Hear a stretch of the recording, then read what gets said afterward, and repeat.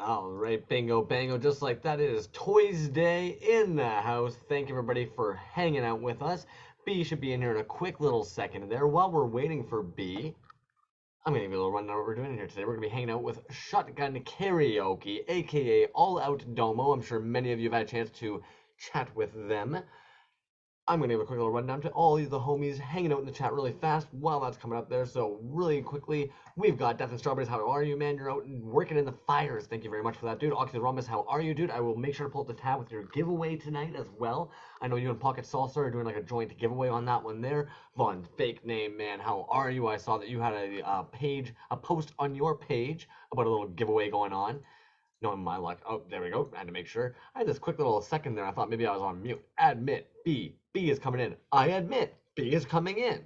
So there you go, guys. You don't have to just put up with the old crumbly bumbly here. That's been also a new thing I do lately, guys. Every now and then, for some reason, it's a brand new one. I just picture myself as a little bear on a little ball in a circus. And that gets me through the times that seem like, what the fuck? Hey B, how are you, homie? Hey, how you doing? Holy cow! I just turned my mic up. I don't know why. I was like super quiet. Everybody probably just turned their mic, their phones up, and now they turn the mic back down. Oh, dude, I thought I was flying in at the neck of the wire. You're flying. Episode 70, still flying in at the neck of the wire, folks. How do you like it? We thought Yeah, moving up that 1 hour would be great. No, we fucked ourselves for your amusement. just to help everybody out. Yeah, dude, it's one of those ones where it's like you got plenty of time, and then you're like, oh shit, I still need to do this, and I logged in, and dude, I put the wrong meeting code in twice, and I'm like, what the fuck? What am I doing? And it was me, user error. But this guy, So I was about to say, you already know, man. Yeah. Okay, dudes, I shit you not. I literally this morning realized, oh crap, I'm out of coffee. I cannot run out of coffee for Toys Live. I will need coffee. So at 7:15, I ran to the grocery store. I am a walking human being. I ran to the grocery store, right? I get there for some reason. Even when I got there, somebody asked me. They said, "What are you getting at the grocery store?" I said, "Oh, you know, just some stuff." Listed off everything I had and did not clue in I did not have coffee. Yet somehow I got home and the words out of my mouth instantly were, "Fuck coffee." So then I proceeded to run out to the grocery store. But what did I do before that? I decided I'm going to sit down. And what do I do when I sit down? I place my stupid ass wallet right here. And what happens when I run to the fucking grocery store, homie? Oh my goodness, dude. I kid you not. I get there, I pat my bottom, and I'm just like, was oh. it right when you walked in? Oh, dude, I was literally like maybe 5 minutes away. I was like at like you see the building. Here's the butt end of the building, and you're walking towards like where the front of it is, and all of a sudden you're like, "Damn, I'm gonna go." But Dude, I've done that before with a cart full of groceries as I'm going to check out, and I'm like, I'll be right back. oh, jeez, Louise, homie. But you got it. But I got it. Hey, you want to run down who's in the room here, or do you want you take off where I left off? I was that Vaughn fake name there. I just we like greeting everybody as they're coming in there. We got Man. Pocket Salsa, friggin' Suki in the house. What up, Johnny Marbles? Take it away, Lots man. of everybody. Mr. Ordinary. Yeah, Johnny Marbs. What's up, man? Talk to Johnny Marbs today. PK Mates. What's up? Carolina Cool Cat got an Anchorfist for tonight. That's dope. Ocular Rhombus slightly adrift. Hella Radical Toys going to be coming over to the pad to hang out soon. I believe that's going to be freaking rad. 8-Bit Mike is in the house. Uncle Spank Stormico. Street Fight. Thank you again for the accounts, my friend. Dre, what is up? Lynn's the Rat Boy. Bliss Receptor, Skilled One. Babadrock, Daniel Anto, Fletcher, Mothman. Holy smokes, Folklore, Dylan Clement.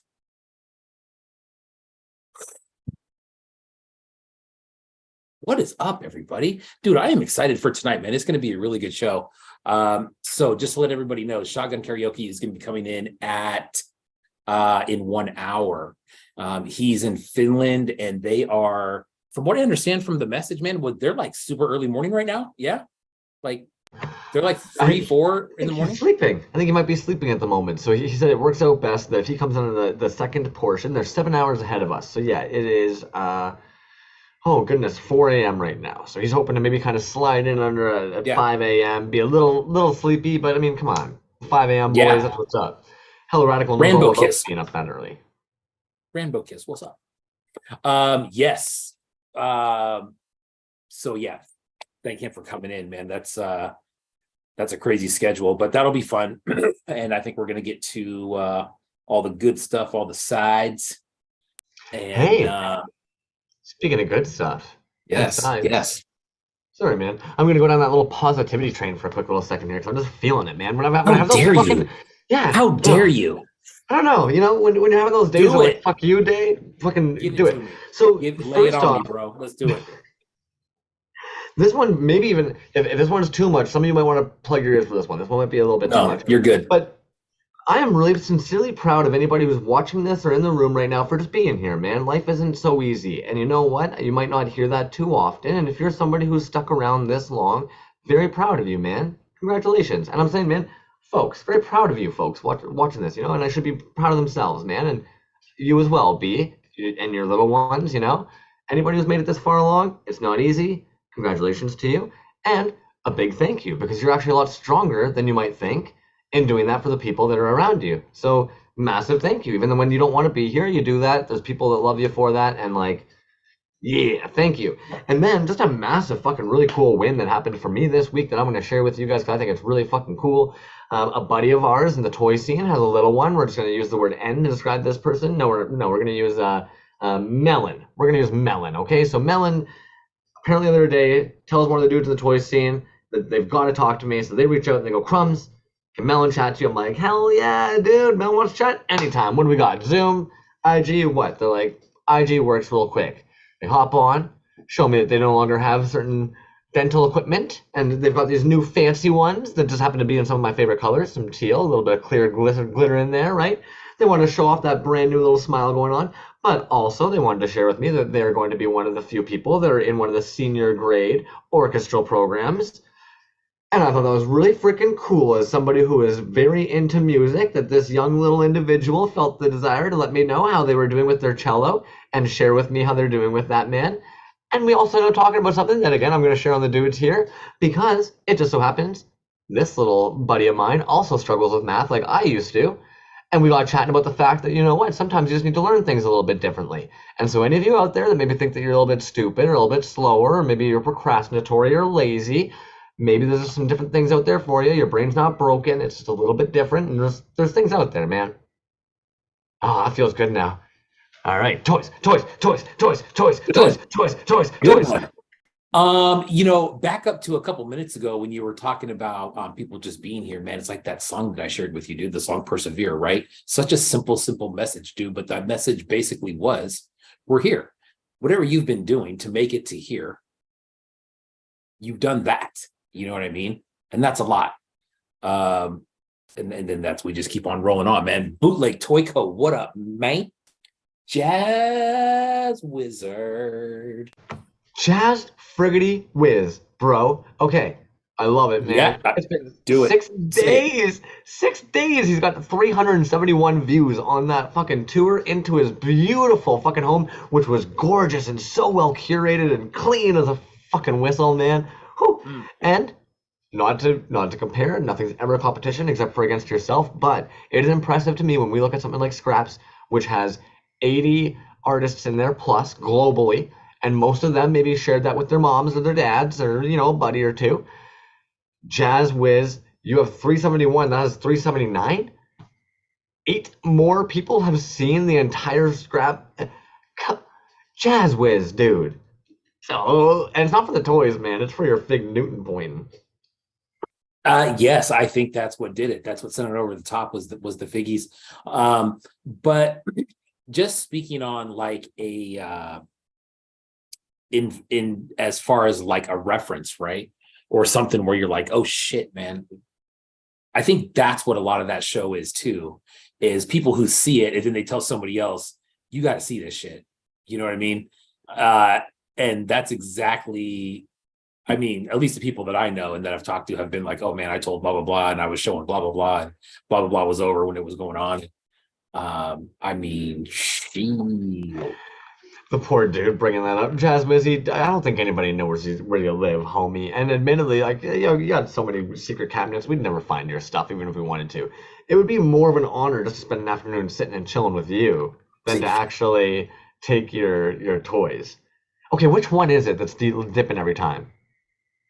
Abigail. Nothing. See ya. Drive safe. Here. Love you too. Fuck, dude, I love this shit, dude. Sorry, this is a good Toys day. Bro, she just got her license like what, a week ago, 2 weeks ago, something like that. So, which is honestly, bro, really, it's trippy, man. Like taking them to all these things their whole life, and then one day it's just like, that's over, man. No more school pickups, no more practices, no more friend's house, no more, you know what I mean? Unless they need it and like they don't have gas or something like that, then it's like, hey, I need a ride. But anyways. Hey, they're at the age now that you cross their fingers if they say, I fucking hate you, it's not for good. So if they need a ride on time, you know? Yeah, hey, that's fair. That's fair, man.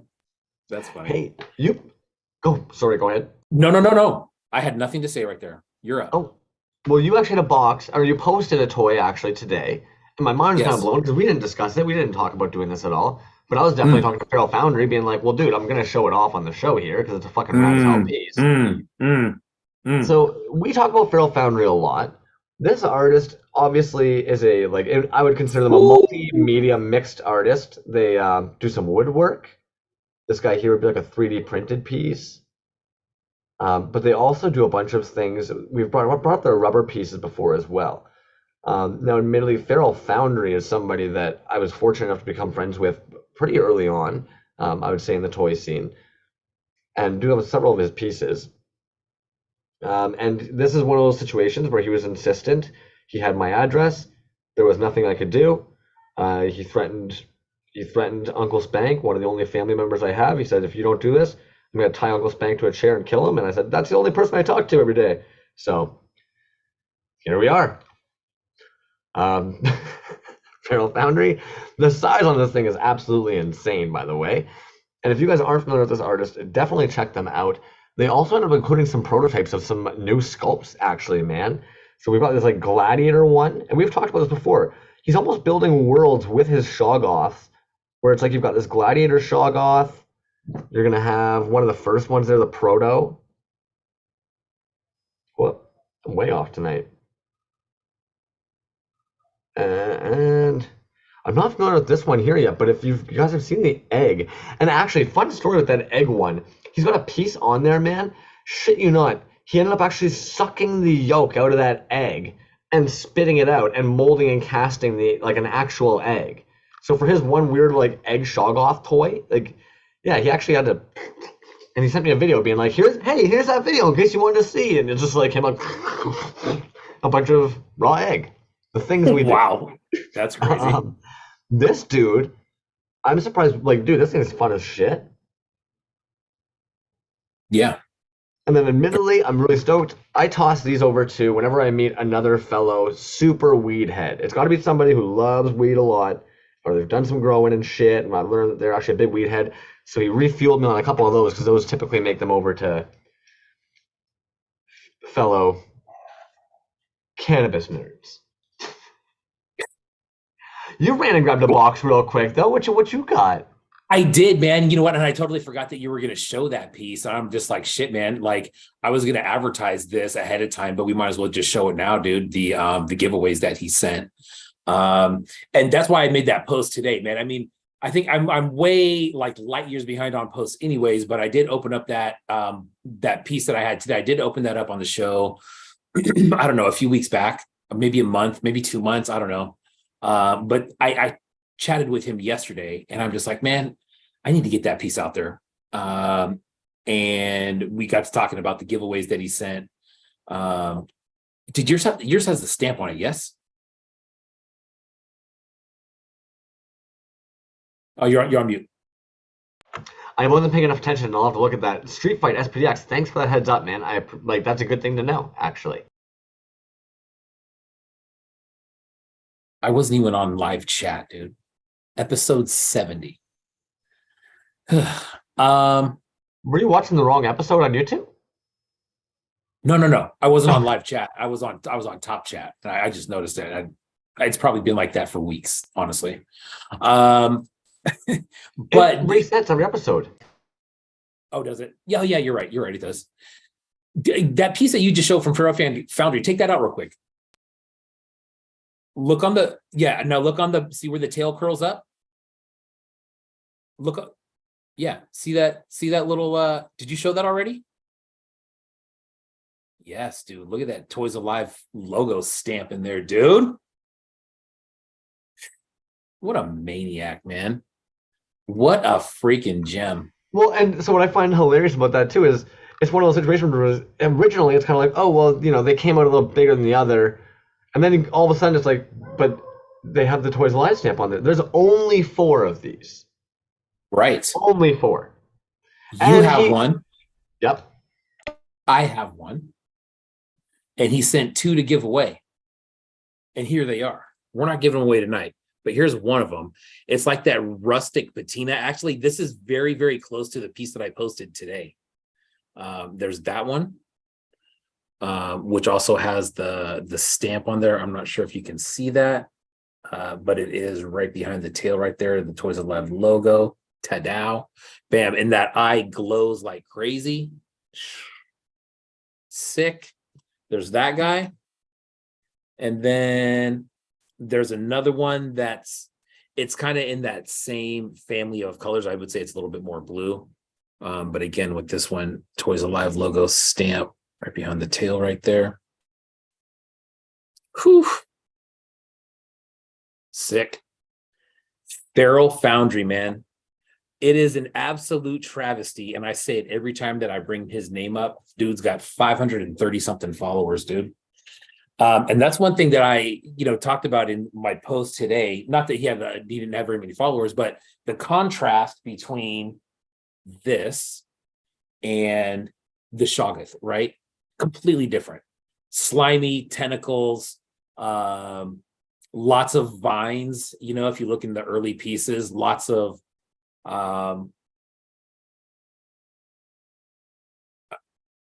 yeah. Some of the earlier stuff he did, like they were holding things. That's so, like, fucking dope, by the way, man. The drink. Yeah. And he's got some with like knives and other like utensils. But then you're right, and this is where it's world building. It's very then you've got the like Ides of May or the Devouring Buds. Sorry. Yeah. And then he even has like the scales are wild, man.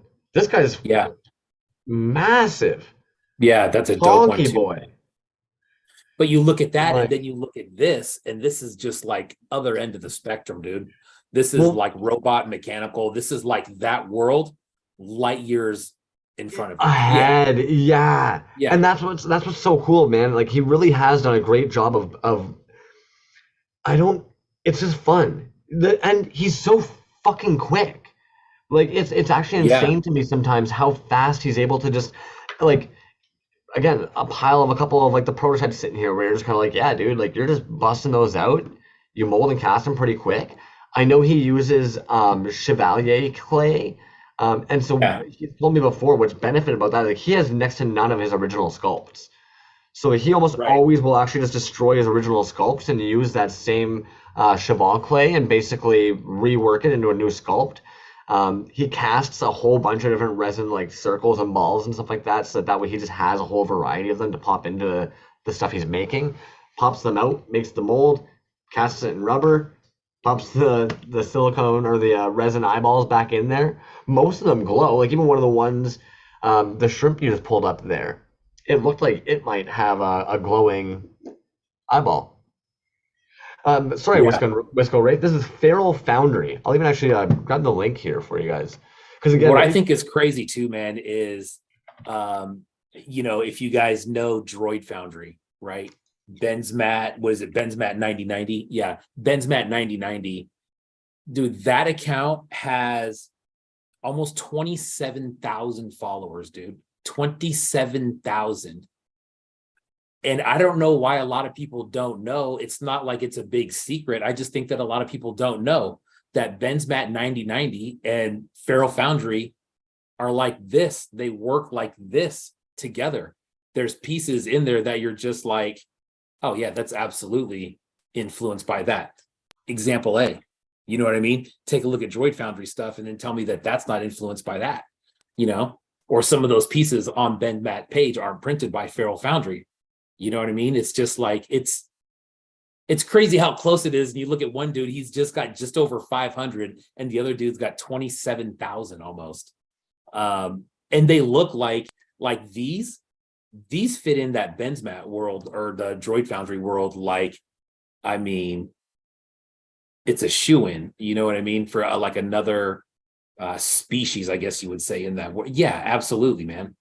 For sure. Yeah. So sick, man. Both those guys, super, super sick. Droid Foundry, dude, I've been in love with that dude's stuff for a while now.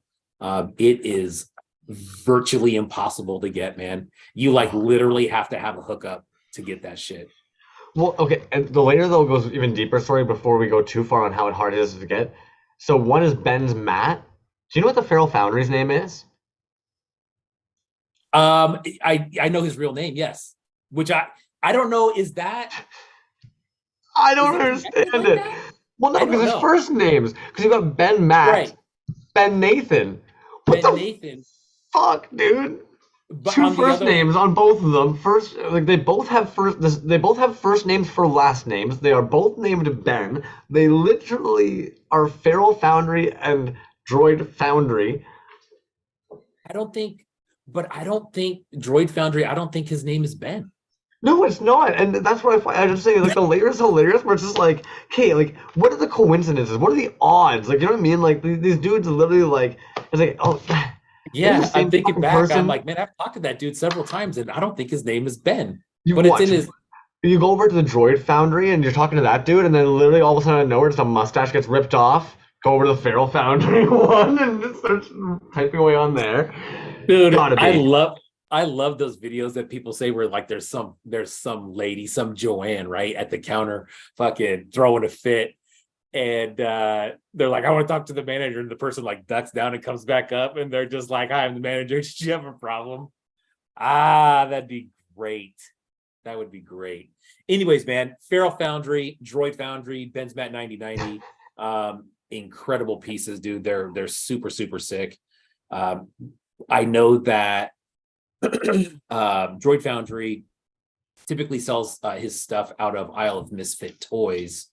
And the trick there is he kind of sort of announces when it is, but that's really all you get. I believe when I was talking to Feral Foundry too, he's going to unload a couple things over with the Isle of Misfit Toys as well. Hopefully, man. That'd be nice. Every now and then, that can kind of give artists a little bit, can get them seen by people who aren't maybe necessarily already seeing their stuff, right? Following a different crowd. For sure. So anyways, man, Feral Foundry, thank you for the giveaways. Those are super sick, man. We're going to give those away in a few weeks. He sent some stickers and other shit like that too. So thank you again, man. Super dope. What you got, dog? What you want to see? You want to bust something open? Yeah, bust a box open here, and I'll start plugging some names in here. And pull up a wheel tonight.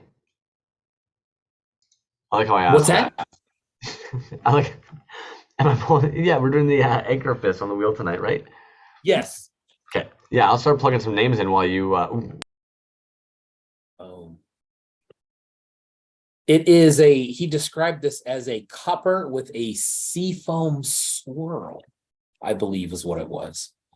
But sick, man. Anchorfist bagged up. Carolina Cool Cat. Dude, that fucking. You notice the name change?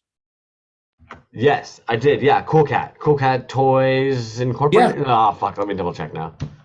Cool Cat Toy Co., I think is what it is, right? Cool Cat Toy Co. Yeah, Cool Cat Toy Co. Yeah. Yeah, Cool Cat Toy Co. Yeah. I like it. Um, dude, you're the only person I think. Maybe I shared it with one trip. I think it was just you that I shared a picture of it. That dude is just on fire, man. So, and I brought it up last week too. We were talking about this shaman piece, dude, and doing like because he did those. What were they? The Bigfoot. Fuck me, man. He did like the Swamp Thing esque Bigfoots a while back, the Sasquatches, and Yeah, Squatch. the Squatch thing. Yeah, he was doing a shaman with those big fucking brown antlers, green brown marbled, red eyes, glossed it Uh, up today, Anchorfist arm. It's like, dude, the kid's insane, dude. And I felt so bad for him, man. He reached out to me this morning, homie. I haven't forgotten about it at all. It's just been a couple of weeks. I've been working.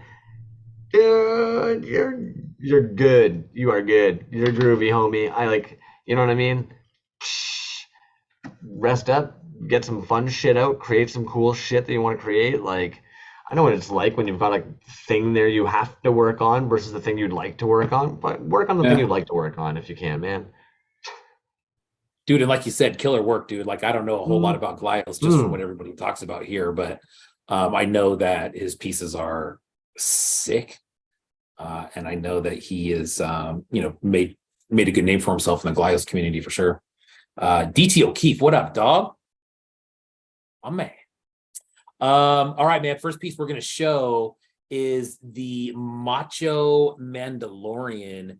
This is a very interesting one because this is by Bobby Monitos, Bobbymonitos, formerly known as Scraped Resin. If you've been following Scraped Resin and wonder where he went, here he is, Bobby Monitos. Follow that account. He's got like 134 followers, I believe. And I don't think it's really geared towards 100% Toyz. And I think that's probably why the follower count is so low. I don't think he really let anybody know that he was switching accounts or shutting down the scraped resin one. And it was just kind of happenstance that I actually got this piece out of the In Action Figures show and kind of did some research on him. And I started looking at his page. I'm just like, oh shit, dude, I actually own some of those pieces. And I'm like, that's scraped resin, which is dope, man. Scraped resin is from where I'm from out here. He's from a little bit north in Sacramento. I know Hella is a big supporter of scraped resin, but scraped resin was around for a long time, man. It had a lot of really cool pieces. He was doing these wrestling pieces and kind of made this whole world of wrestlers. And it was dope, man. And then it just kind of went away. But the good thing is that he did pop back up. And there you go, man. It is sick, dude. He always has really, really good pores, man. That or not marbling, but the glitter in there, the makeup of that is so sick. Always comes with a swappable head. So this one was dope because it's got the Macho Man purple and green. Who was I just talking to purple and green about? Strafe. I was talking to Strafe about purple and green just before the show, man. And then you got the Mondo head too, which is green, which is sick. Both of these, man, really good. So you got 1, 2, 3 points articulation on here, magnetic, really good, really solid. They always are. Actually, excuse me, 4. There's another one. Bam. Really good paint, man. Crisp. Bobby Monitos, aka Scraped Resin. Anyways, there it is, man. Like I said, this came out of the latest In Action Figures show. But dope, man. Really cool piece. Give that dude a follow. He may start making stuff again. I'm not quite sure. It looks like he's doing stuff kind of very selectively at the moment, which is probably how it should be. You're on mute. All good. I think we've talked about before. We're like, well, actually, I think it was even just last week we're talking about it, where it took me probably at least a year to kind of realize that there was very, very different people in this scene. Not all of them are like makers who consider themselves like a brand that's selling like a goods and service to a customer base. Some of them consider themselves a tinkerer who just can't happen to like share their stuff on IG without somebody bugging them to buy it. Which I mean, great. But they're not. They're even kind of like, man, I don't have a logo or anything. Like so and so made me one saying, "Here you go," and I went, "Cool," and I made it my picture. And otherwise, like I'm just making things, and people keep saying, "Can I buy that? Can I buy that?" And I don't know what to charge them. I guess I Yeah. make toys now. So it falls in the middle there as well. Like And Yeah. the reason why that kind of is hard is because I know when I first got into the toy scene, there was a couple times I was almost like bitter. Who's somebody who was safe? Who's somebody who was safe that I can almost kind of vomiting droids. Vomiting droids is safe as fuck. Yeah, sorry. So vomiting droids being safe as fuck. You're sitting there almost kind of like, who is this guy? Why won't he tell me this shit? You think you're being almost snubbed. You think you're kind of like, the fuck's your deal, dude? Just tell me how much your shit is. The more you get to know vomiting droids, you realize like this guy is not the kind of guy who's about to open up a corner store and sell you some shit. He was Yeah. just sharing some stuff he made. And he wanted to hand out some pieces over to his buddies and stuff like that, right? Like Yeah. you just don't know. Epoxy Crusader, I love that dude to death, but it was probably, I'd already bought like a piece or two off of him, and then one day he was like, I was talking to a friend, and he got to talk to me about the fact that I should maybe be thinking about my art as like I'm a brand, and I'm like, yes, Epoxy Crusader, you have stickers, you got toys, you've made them and shipped Mm. them to me, you've done a full run of 10 action figures. You're kind of a brand at this point. You're still an artist, absolutely, but like once you went on IG and made a store and Yeah. producing figures, you created the illusion to some people that you're a commerce, like you're selling things. Yeah. And you're right, dude. He's got stickers, he's got a site, he does shows, he does runs of stuff and usually sells out. I mean, I've seen a lot of his stuff sell out at DKE. Where's Villanova? What's up, man? And Gray Skull Toy says, oh yeah, for Macho Man. But you're right, dude. It's definitely a brand. I agree there. You want to keep going on the opens? I just realized that this next one actually has a few pieces in it. Yeah. Lay it in. I'm backwards on my mute tonight. I'm pretty sure earlier you showed something and I like kept myself open but put speaker view on, then sat here just like and then muted myself when I came back in and you're like, you're on mute, and I'm like, oh, that's weird. And then I literally just did it again a second ago. But yeah, dude. Pop a box. Oh man. All right. So this is Massive Mini Horse. Massive Mini Horse, man. I don't know if he's in the room tonight, but dude, this dude. So I snagged most of this stuff on the Toys on Tap bootleg market. He was on last month, I believe. I can't remember, man, but Uncle Spank. All right, buddy. Powers and phones about to be dead. Oh man. All right, buddy. Take it easy, man. So anyways, he had a lot of stuff for sale, and at the time I didn't have any Massive Mini Horse pieces, but I'm just like, oh shit, man, these are sick. So here's the first one, dude. I haven't opened this one yet, but I will. I freaking love this one, man. This one was actually from Gray Skull Toys, who I just saw in the freaking chat here, dude. And I should have put Gray Skull Toys on the freaking on the ad for this week, man. I apologize that I didn't, dude. I'm so curious now what you have at Grayskull Toys, because I've been eyeing Grayskull Toys for a while. What you got? Bro, I'll tell you what, I need to reach out to him to get another one of these, because I told my son that I would get him one because we love John Wick, dude. John Wick, I think, me personally, dude, I think that is one of the best series of movies that has sequels. I think it's one of the best. It's got to be up there, dude. I mean, every one. You've heard about the kill count and stuff like that, bro. It's just the first one is so legit to me, dude. It's just like, it's nice, compact. There's not a lot of fluff in there. You got a story. It's revenge. I'm going to kill you. I kill you. Boom. We're on to part 2. Let's go. John Wick Assassin play set is what that is. It's got the little, the figures there. It does come with the car. And dude, the price on this was so legit, dude. Look, it's got 2 dead guys right there in a little pool of blood. $40, I believe, is what this was. Bagged. Really, really cool.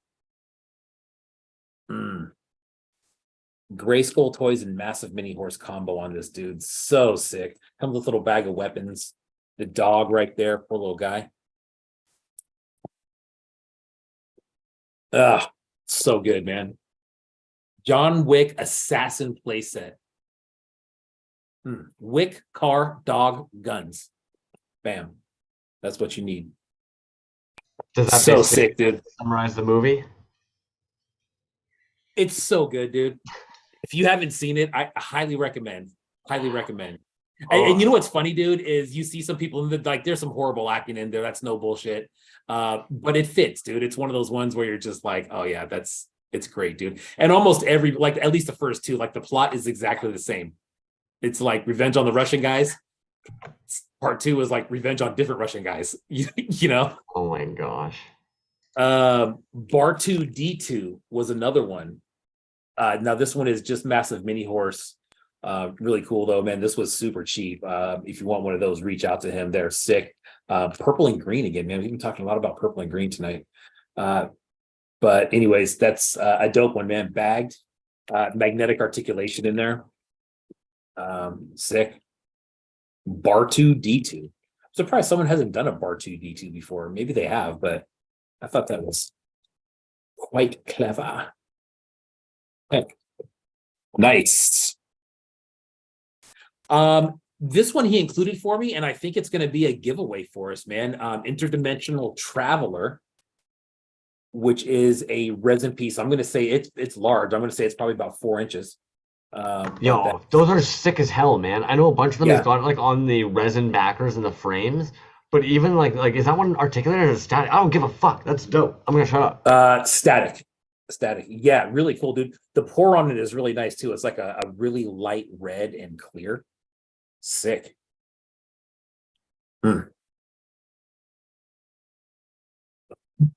Nice. Oh, these are so clean, dude. These magnets in here. Let me take these out of the bag. These are sick.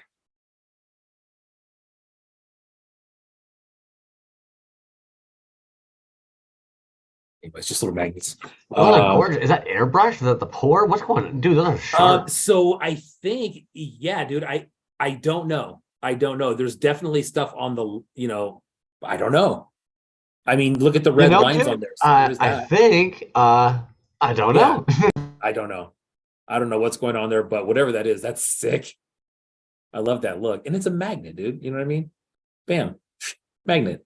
That's awesome. That's awesome. And speaking of the resin backers with the interdimensional traveler, dude. And it's framed, which is I was telling him, like, man, I haven't really seen anybody frame anything like that, not too much. But dude, that is a resin pour backer.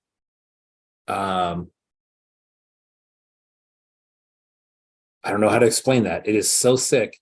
When I saw it, I'm like, yeah, gonna have to snag one of those. And it's not that I haven't seen that process before, but as a backer, I've definitely never seen that before. But super cool, man. I love how the figure really matches up with the piece.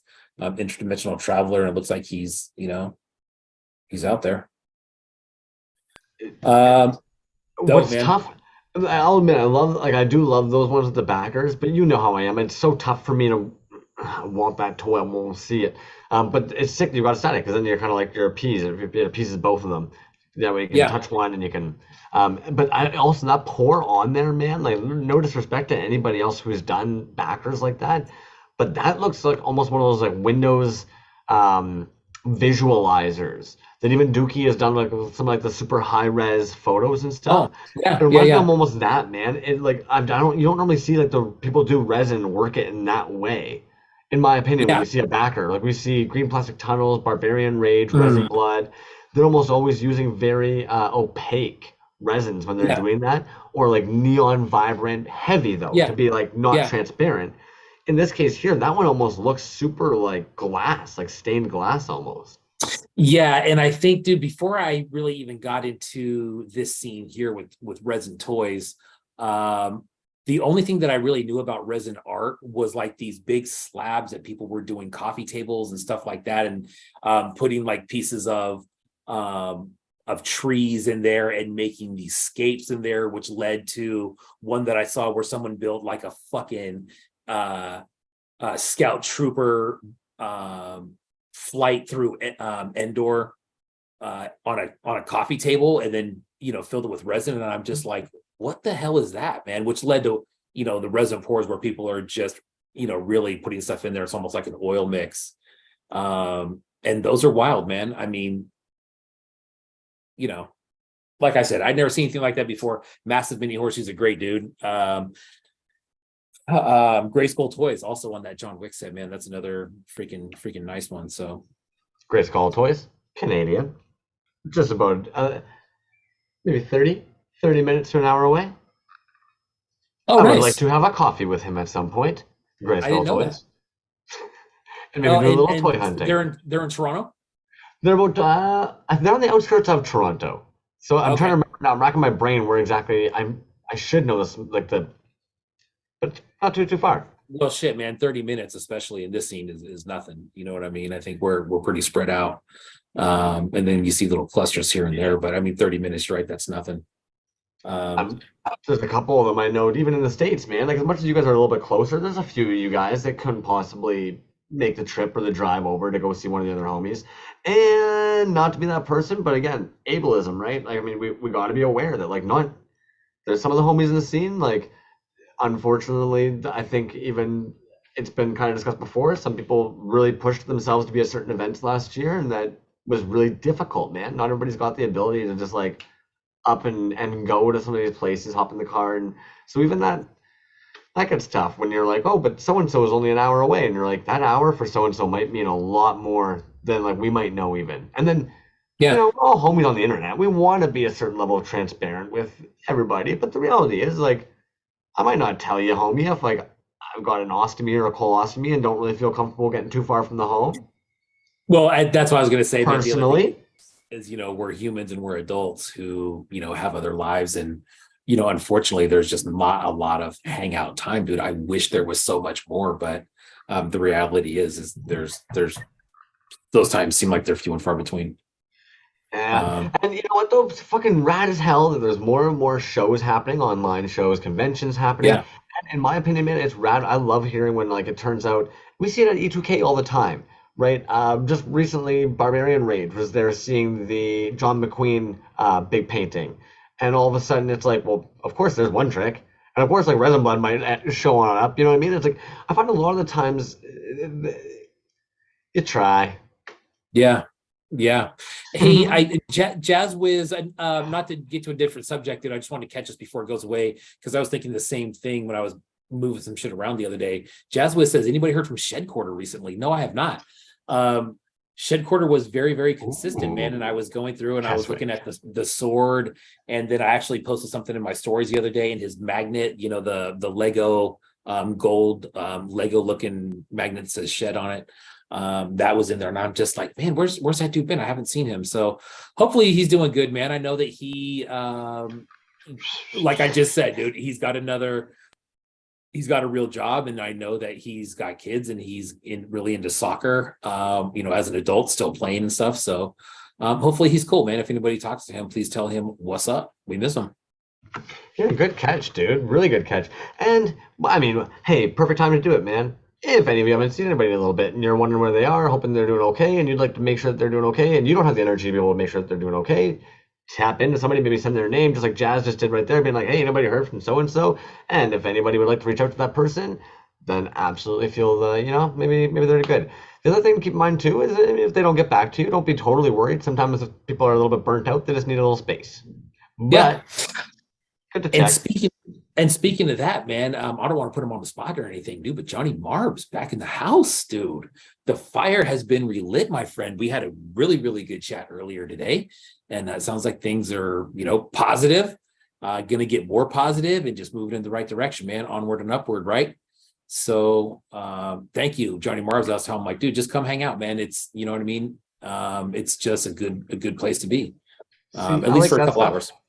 Look at that cute little stuff happening there. Gray Skull talking about he's in the boons. Dre Zay's like, wait, GTA? And then he's in Burlington. It's like, well, I guess maybe I'll have to let alumni know that we're going to have a nice little fun time, and maybe the whole gang. And then at that point, we might as well tell Toxic Fumes to always get the fuck up here. And that would be rad, dude. Oh, bro.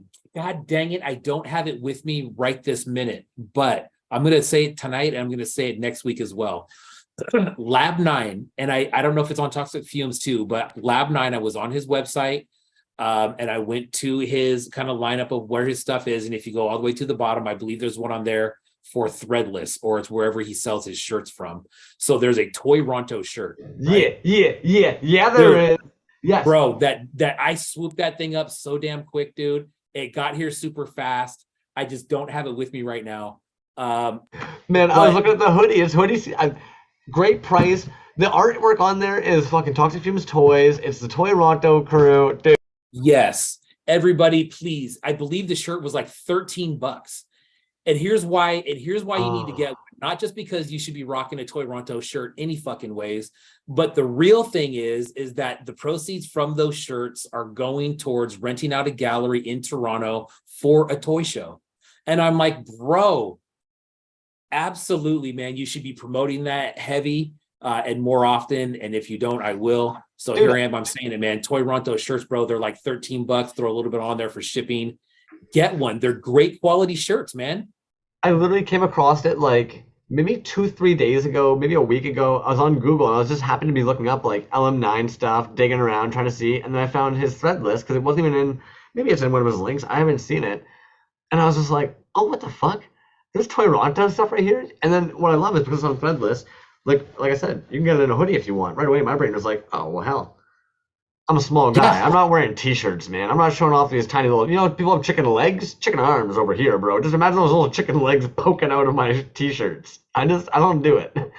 Chicken arms.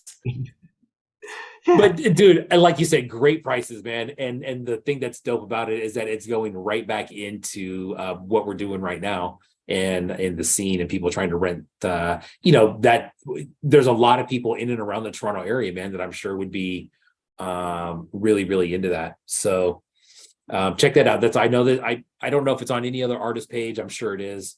But Lab9 for sure. Scroll to the bottom.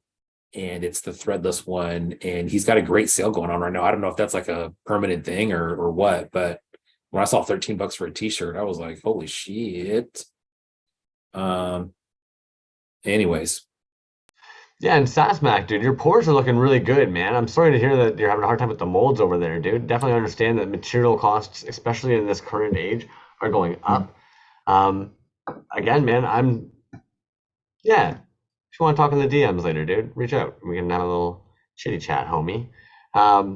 Otherwise, we have Shotgun Karaoke chilling in the waiting room there. Did you want to get something off before? Can I do my last open? That way we're done with opens. I guess you can show us all your really cool fucking toys that beautiful people and artists made in the scene that we admire and appreciate and respect. This one's really cool, man. This one's really cool, and I did see him in the chat earlier. Rec Shop Resin, dope, dude. Again, that's another guy who sent some giveaways that we're going to take a look at in the next couple weeks. Basically, what it is I don't know if you've seen these little guys, the pile up, the little pile up of cars, which I think is super sick. He sent quite a few packs of those to be given out. So. Thank you, Rec Shop Resin, for that. This piece right here, dude, this is one that I truly have not opened yet because it came like that. Nice and wrapped up, just like a nice little gifty. Nifty gifty, as Michael Scott would say. Nifty gifties. Bam. So, we're going to open this dude up. Now, this piece was from the Psychedelic Show, is what this was from. And if you saw that piece on there, I think it was one of the very last pieces that we looked at, but it was extremely, extremely nice. I did not have any pieces from Rec Shop Resin yet, so I thought what a good opportunity to buy. Oh, man, and it's a beauty. Yes. Oh, God dang it.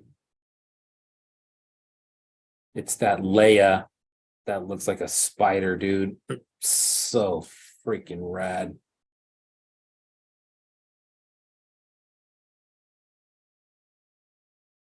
The paint work on there is nice. Way nice. The idea behind this one, man, like I saw that and I'm just like, oh my God, I hope that's for sale. And I don't give a shit, dude. It was like $35. And I was like, oh my God, that's so worth it.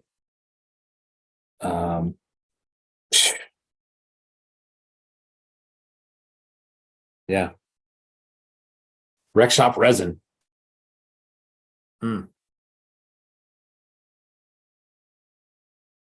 So good.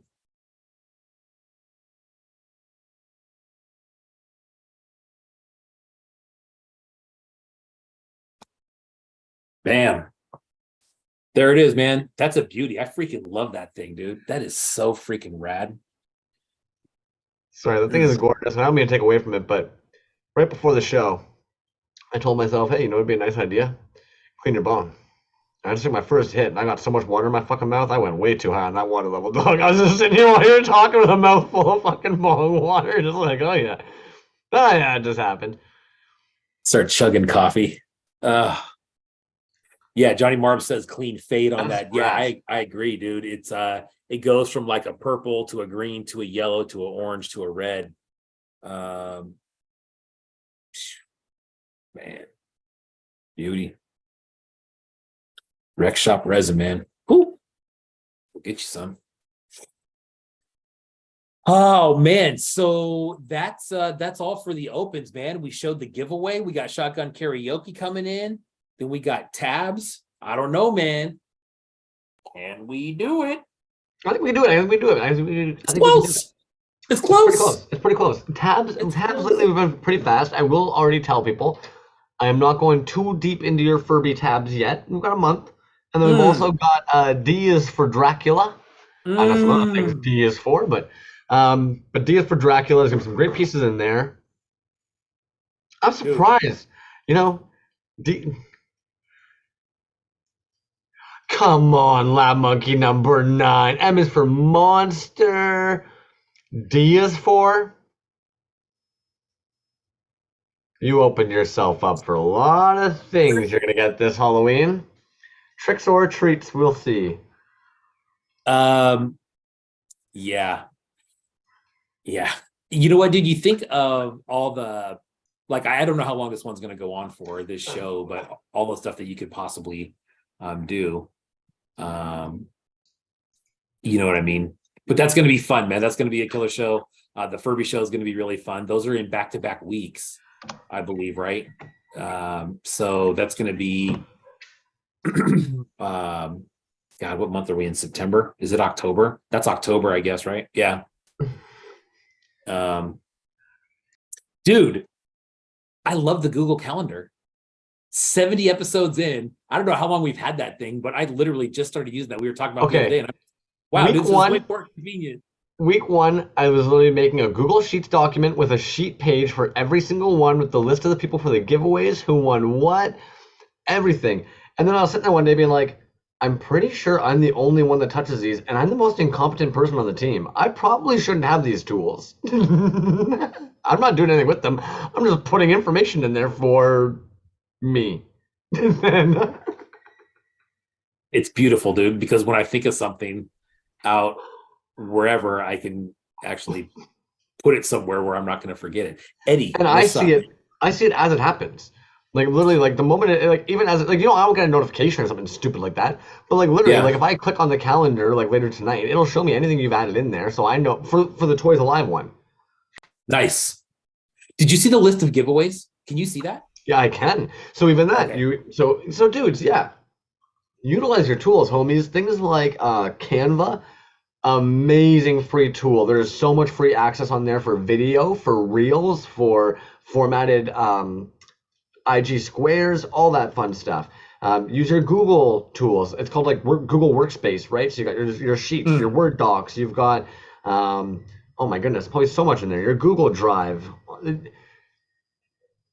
Anything you want to do, you can do it. Just like your teachers used to tell you. Hopefully your fucking teachers told you that. Otherwise, fuck them. Yeah, and you know what, dude? I think part of the problem is that I think I was telling you, man, is that I wasn't downloading the apps, and I'm just like, well, and then I look in the app store and I'm just like, oh shit, dude, there's apps for all these things. What the fuck am I doing? And then I'm thinking to myself, I need to get with it, man. I need to get with the freaking program, dude. That's slightly embarrassing. One thing that I want to say about Resin Blood, dude, I saw Eddie come in. Eddie and I were talking maybe a week or so ago. This dude, I think up to this point, he's done 9 or 10 shows this year. and we still have Designer Con to go. But dude, we always talk about him being on the grind, man. And, think of the pace that you would have to be on, to do 9 or 10 shows, even if you space it out once a month, which I know they haven't been spaced out once a month. I know that he's doing multiples in a month. The chaos that you would have to be going through to just get the volume of inventory that you need for something like that. You know what I mean? You don't want to walk in there with 5 pieces. And if you've seen Eddie at a show before, you know that it's like there's a lot of shit. Like there's tables full. You know what I mean? Usually 2, 3, 4 tables full, and then bins of stuff, and then usually a rack with other pieces on it. So on the grind. That's Eddie. Speaking of on the grind, hey, you want to bring Shotgun Karaoke on in here? Ask him what the grind is all about? Yes. Sick, man. Did you know Shotgun Karaoke before being Shotgun Karaoke? And if so, how? Negative. I want to quickly say this young individual reached out to me when they first got into indie toys and said, hey, I hear you are the guy to talk to about indie toys. I want to come and talk to you about indie toys because I'm writing a thesis on it. It is crazy to me to think, man, that almost like maybe 2 years later, you got this dude now making toys, and we're being like, yo, come in here and tell us about your fucking making toys, dude. Like, let's do it, So that's really fucking cool to me, man. It's a nice little flip, a little turn of events, some history in this toy scene. This cat's dope as shit. I think those are some of his first pieces. I think were like Titty Bean. Yeah, I just realized that I should have some Shotgun Karaoke pieces in front of me, and I don't. I'm looking at them. They're like 5 feet away from me. Why did I not do that? That's being unprepared. I apologize. I will get them. I was gonna say, I'll pull him in right now. I'll admit him in here while he's sliding in, and you run and grab some Shotgun Karaoke pieces. Yes, we're geniuses. Sorry, geniuses. Tom. I'll be right back. Tom, I've heard All Out Domo. I've heard Shotgun Karaoke. I've never heard Tom. You guys and your mortal names. The homie Tom from Finland. The homie Tom from Finland. You know. That's a great conversation starter. Hey, my homie Tom from Finland. Every now and then it is a little bit bizarre when somebody asks you, like, oh, where's your buddy from? And you're like, Argentina or Finland or Mexico. And they're like, how do you know them? Toys. Yeah. Art. It's in the art scene. It's in the art scene, realistically. I mean, it's not completely just toys. Oh man. And while B's doing that, you guys get to watch as Crumbs so professionally pours that additional extra little water over his bong so we can actually take a hoot without fucking dying again.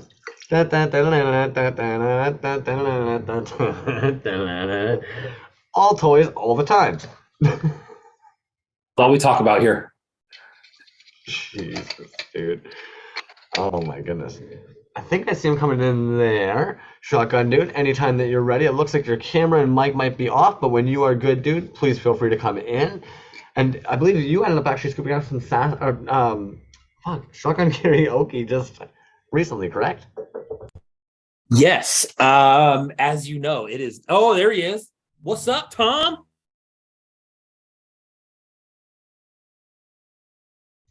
Did it allow you to join via computer audio?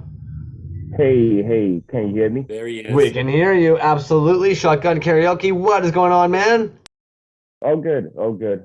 It just took me a while to figure out how to actually mute the YouTube too. So, hope it's better now. Oh, dude, it's coming through clean as you're killing it, man. Dude, we know who you are. Tell everybody at home who you are for us, please. Hey, folks. I'm Tom. Some people know me as Domo. Some people know me as Shotgun Karaoke, and I hail all the way from the up north, Finland, Europe. What's good? What's good,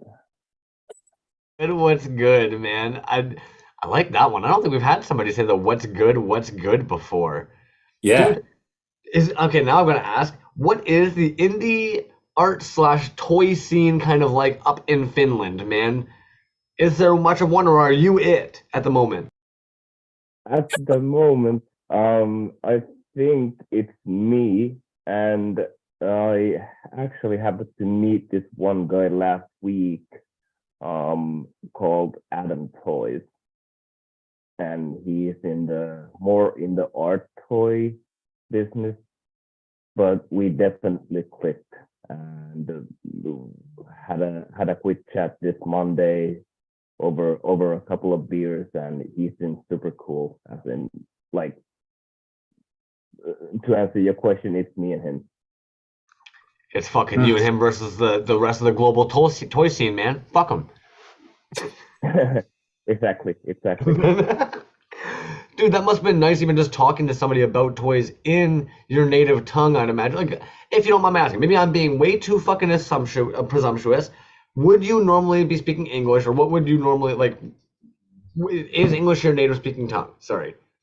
Well, fortunately, it's not. But in this case, the guy is actually, I think he's originally from Singapore. So yeah, we speak in English. Mm.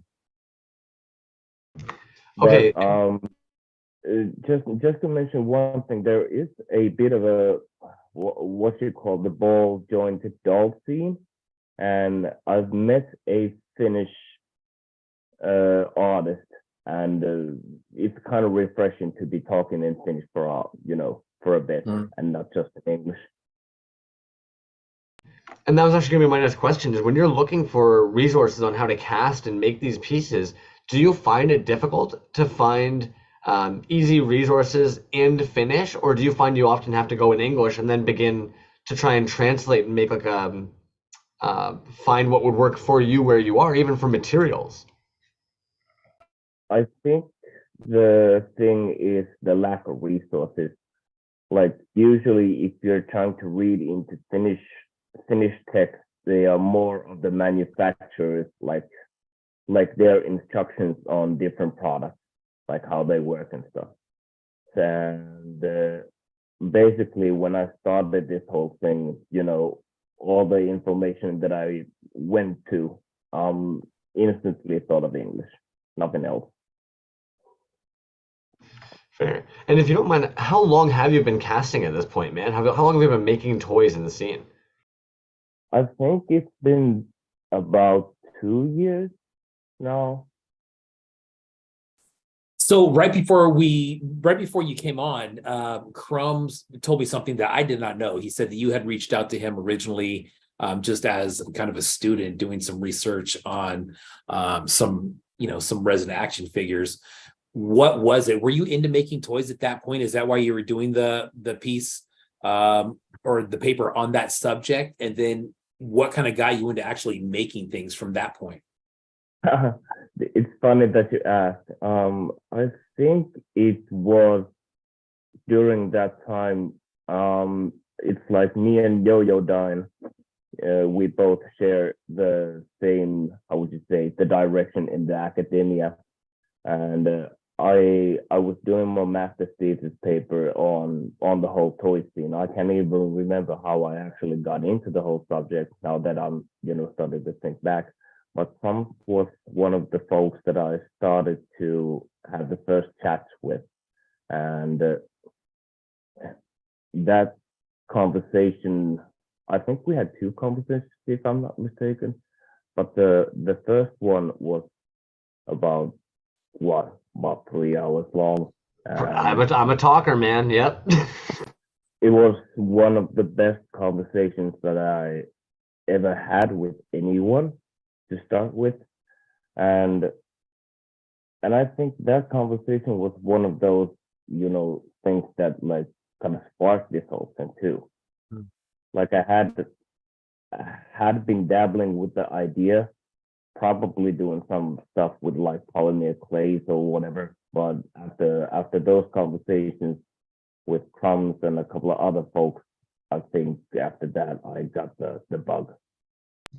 Well, at that point, you were also talking to a lot of really good makers as well. So it must have been hard hearing them talk about how it's so easy not to be like, well, I want to try this now too.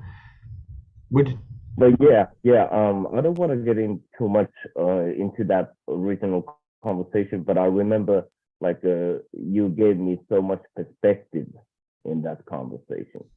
Oh, fair. But I would just even assume, I remember at that time you would have been probably talking to even like Titty Bean and stuff too. And so I would imagine it must have been very and like almost motivational to see somebody who makes cool things, because then you're like, oh, well, I can do that too. Totally, totally. And, all about people being super approachable and stuff made it more and more easier for me to jump in, for sure. How would you say the response is to just kind of this style of work in general in Finland? I think when I bought the pieces from you recently, you were at a some sort of fair or market. I know you had a table set up. Is there a lot of interest? I know you said the makers are kind of few and far between out there, but as far as the response from, shows and tables set up, are there people asking questions about like, hey, what is this? What do you do? How can I do that? I would probably know if I would be interacting with people more. The outdoor thing was kind of like a strange one-off, and it actually happened like in our own front yard. So I wouldn't count that as how to say, a busy marketplace surrounded by people interested in buying weird things. And I think that there would be, some buzz, and because the Star Wars thing is still quite big in Finland, if I'm not mistaken, as in like the hardcore collectors and stuff. Yeah. But then there is the bunch that doesn't really give a rat's ass about the whole thing. So I think that would, these things would sell better as part of an art exhibition or something where they would be presented with like proper backgrounds and stuff. But yeah, there isn't really any like, even like toy fairs or anything. And Which makes it, yeah, and the comic book scene is kind of oriented more on the manga and the Japanese driven crowd. like the anime figurines and such at the time. Yeah.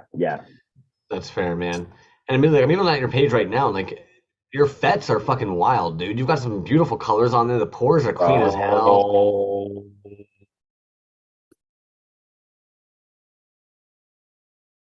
That is absolutely one of my favorites too, man. I'm so glad that you have it. Yeah, man, the color selection on that is, the pink and the green is super sick, dude. But one thing that I noticed right away is, I don't know if are you using a clear coat on there? I think we talked about that a little bit, but bro, these look so clean. I know that people have problems with the fingers and the hands. Bro, pristine. There's not one blemish on this thing, man. It is the magnet work on it, clean. 5 points, dude. What a great looking piece, dude. Super sharp. This guy as well, bro. This is one of my favorites right here. Great piece right here. The colors that you use, super sick. The backpack with the wire on it. I love accessories like that on pieces, but dude, that one, I remember seeing this one and I'm just like, oh man, I gotta have that. But can you tell the difference?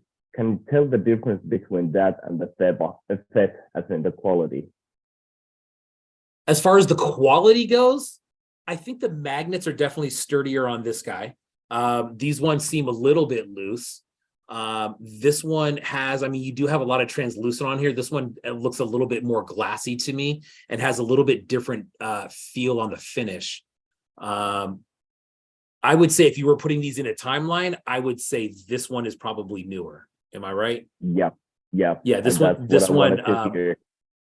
Yeah, but that's not to say there's anything wrong with this one. This is a great one as well, man. This one too is, like everything is great about that. It's just that this one, you can tell when you hold it in hand, is a really good quality. Dude, a lot of, yeah, absolutely, man, absolutely. And it wasn't, and it's a high level, right? Dude, these right here, so clean, so clean, man. The colors that you use on these two. Yeah, those are, dude, your color choices are fucking gorgeous, man. Your pigment choices are gorgeous. I'm only hiding my face because I don't want to be in the way to show. I mean, he's showing your piece, and you're there to be able to talk about the piece, but I'm just a fucking voice. Dude, that orange is so clean. That's good. This green and pink right here. This is another great one. Damn, dude. Dumbfounded, just because you're showering me so much love. Oh shit! Did you end up going lilac peg on that? Fuck off. Yeah. Well, no. This is just peg on that. Like one. A peg. So, yeah. That's fuck, dude. Sorry. Yeah. I was already digging the colors. It's almost like a little Easter egg sitting in a little thing of that fake grass in a basket. Yeah. You know. Dope, man. And then the low grays, of course. Dude, and again, I'm sorry, I've said it before. It's always hard. I don't know if those are freshies or if those are older ones, but in my opinion, those look even like better casts than some of the other stuff. You've come a long way, man, and I mean that sincerely, like in a good way. Like I don't know if that's from that first wave, but you can tell from your earlier work where maybe you were having a couple of issues, but even like, dude, even your coloring of your pieces is sharp, homie. The thing with those is I had to make at least 2 molds before I got the long ways to work. And you are absolutely correct that there is a glossy coating over the second model. Gotcha. It really pops. Even better. Yeah. Looks wet, dog. Looks wet, homie. Yeah. Like a wet. Straight up, man. So this right here, man, like if anybody has anything from Plastic Vomit and you get that nice coating on it where you're just like, oh shit, that's that right there. When you hold it, you're like, oh shit, that's a nice piece, man. That one doesn't have any coating. No coating on this one? No. Okay. Now, are you coating your molds then? Like, did you spray your mold with a gloss? Because that's clean as fuck, dude. That's the resin. Alright, well, geez, homie. Wow. Hollow body? Solid body? Solid. That's crazy, man. That's really good. Dude, let's talk about this one, though. I don't know when this came out or what, but I freaking love this, dude. The blue. It's the blue and the white, man. That better not be a hoarder. Oh, my God. This is so sick. That's a fucking good figure. Oh my God, dude. That's one of the first ones I ever did, man. Is it really? Yeah. I only like fine-tuned it because I remember I did the paint and I did some blue ink on it. But besides that, those are one of the first original parts ever, almost 2 years ago. Right. Wow, man. And 2-year-old mold, sorry, or that piece is 2 years old? That piece is about 2 years old, and the first molds I think are also 2 years. Dude, what are you up to, homie? Why are you hiding these? Where are these? Are they tied up in a dungeon somewhere? Well, the thing is, like, you guys asked if I wanted to show any toys. I have a shitload of these over here, alongside with the hoarder figures just waiting to come out. Jeez, dude. Okay, now do you plan on doing some drops? Do you plan on loading into a store? What's the plan of attack here, homie? The thing is, if Jimmy, if you're watching this, this guy is supposed to be making the packaging and the header card, and we've made progress, but not in the time that I wish everything had happened. So if everything was going according to plan, I would already be selling you guys a bunch of toys. But he's doing this as part of his school thesis too. So meaning that, it's a side project for him, and it's supposed to be a side project for me as well, since I'm doing 9 to 5. But it's started to become the number one project at the moment. Well, let's be honest, man. It's addicting. It's all you can think about, I'm sure. I just got a bunch of new resin, man. I dig it. Dude. Okay, do you have molds you're already itching to put that resin in, or do you have to make some new molds? I need to make a couple of new more. I gotta admit, I'm a terrible I can't keep my molds in good condition for a good time. And I've already busted the Boba Fett mold, so I'm planning on doing a new one. Fuck, Nice. dude. Gobi. I can go Oh, for I was gonna kind of backtrack a little bit, just a couple seconds on when we were talking about the age of this piece here. It was 2 years old, and I remember when Tom was putting this box together for me, I thought it was really cool, man. He actually included a letter in the box that said, "Hey, this is really a box of like a progression of kind of where I've been and what I've done so far as resin toy making," and to have that as a lineup on the display. That's how they're all lined up. That's dope, dude. I mean, there's other ones that we haven't even looked at. We'll get to this bad boy here in a minute. But anyways, dude, please continue with what you were saying, Crumbs. Well, I was actually going to ask because you just mentioned that you got to redo the boba. How many pulls did you probably get from your boba? Because those are clean looking pulls, man. I got to know. Hold on a sec. I actually have things lined up right here. Can't really show the camera too much because I'm not about to tilt the box. But I think I got about 20.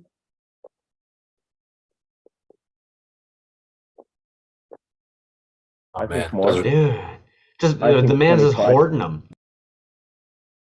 Oh, fuck that pink lemonade, Oh, dog.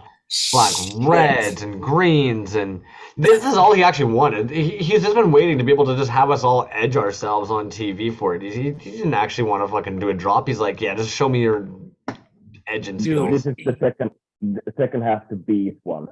Yeah, dude, that is so dope, man. And you know what I really like, dude? Like, I love the look of like multicolored stuff. But there's something about all the limbs being one color and then the torso being a different one. Like I said, your color selection is great. But god dang it, man, those are good, dude. I have to admit I'm super lousy. The only one that I casted, ended up doing a quadruple pour on it. But all of these are just, I just pick a color on, since it's a gang mold, I just make all the parts and then I just disassemble them and, put them together afterwards just to pick up the right, 2 and 2 colors. You got a good eye for it, man. What about paint, man? Like, I got this guy right here, and you obviously painted that one. Tell me about paint, man. Are you into? I mean, on these other ones, there's no details, or I mean, they look great as they are. But is that something that you're going to venture into? Is painting? I know that's kind of a whole different ball game when you start trying to paint details and doing washes on these things. But this one's clean, dude. I love this. I don't know if that looks like airbrush work to me. I don't know shit about airbrush work, but that looks dope. That's spray paint. Spray paint. Okay, shit. Yeah. Well, that looks good too. I also have an airbrush, and I also have some mixed feelings toward painted figures, and I've seen some very, very cool stuff. People do very cool stuff. I remember, I think you guys had this on your show a couple of weeks back or something. I'm talking about the same subject, but it's kind of like like you said, it's a big pool to jump in, and I've been kind of hesitant on it. And that spaced out boy figure is one of the only ones that I've actually started to get into the whole painting issue, and I can already see that there's a lot of progress to be done. Those are clean though, man. Are you using are you taping those off and spraying them, or are you brushing those by hand? The spaced out boys were all done by hand. Those look clean, man. From where I am, I'm not seeing brush strokes. I'm not seeing clumpy patches. It's not doing that thing acrylic paint does where it starts looking chalky if you don't thin it out enough. That looks sharp, man. That looks good, dude. Definitely. Yeah. But this is also something that, during my investigation into this toy scene has taught me is that, when you see some cool paint work, you really, really see some cool paint work. Nice. One thing that I want to follow up on here in the chat, Tom, is the shipping issue, dude, is just it's so lame up there. So basically, I had sent Tom a package. I don't know if it was a giveaway or something. It was those enamel pins that I picked up from Super 7. And just to send 2 enamel pins, and you mark on the declaration that it's free, it's a gift, and it's not worth anything. Even if you do that, and the smallest envelope you can put it in, 2 enamel pins now, $50 for Tom to pick that up from his post office. And there's a very limited number of countries on that list. Finland, unfortunately, is one of them.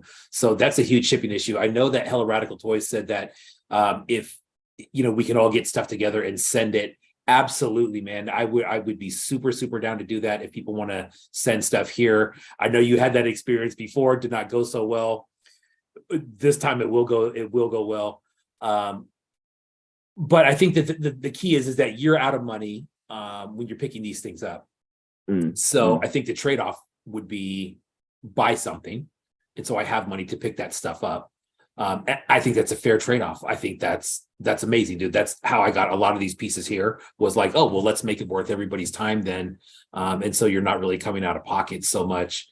I mean, what you're selling is going towards picking up stuff, dude. That has to be frustrating. Yeah.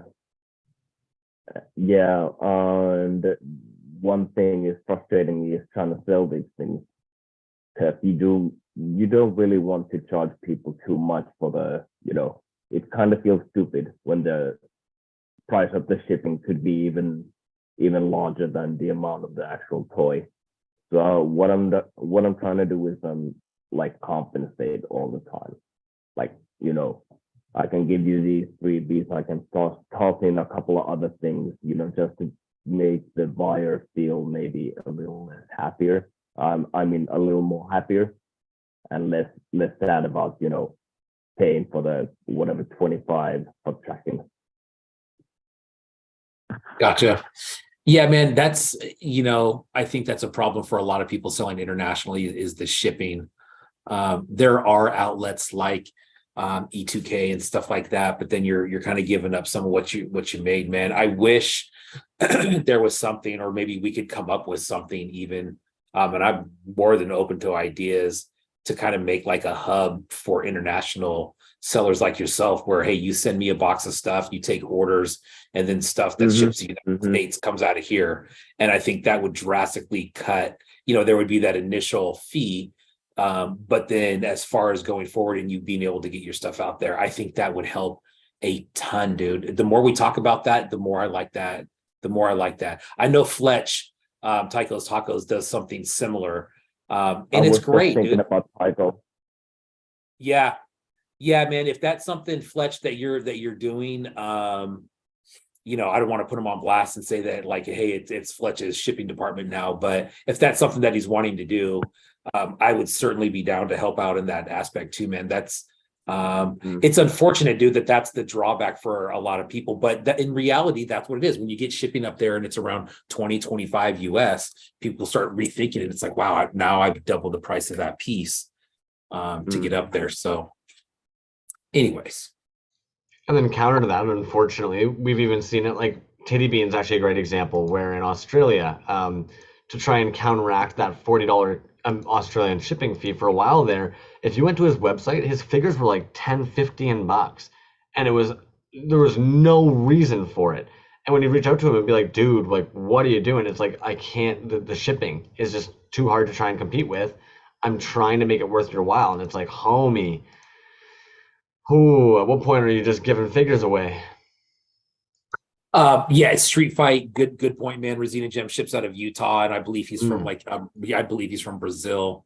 But that's exactly what I'm talking about right there, man, is where you can order something from a maker from Brazil, and if you're in the States, you're usually getting that thing within a couple days. Shipping's $5, whatever it is. So anyways, Tom, dude, let's talk about these guys. So the pour on these, that there's no paint on the arms or anything here, but the pours on those arms, dude, are freaking magnificent.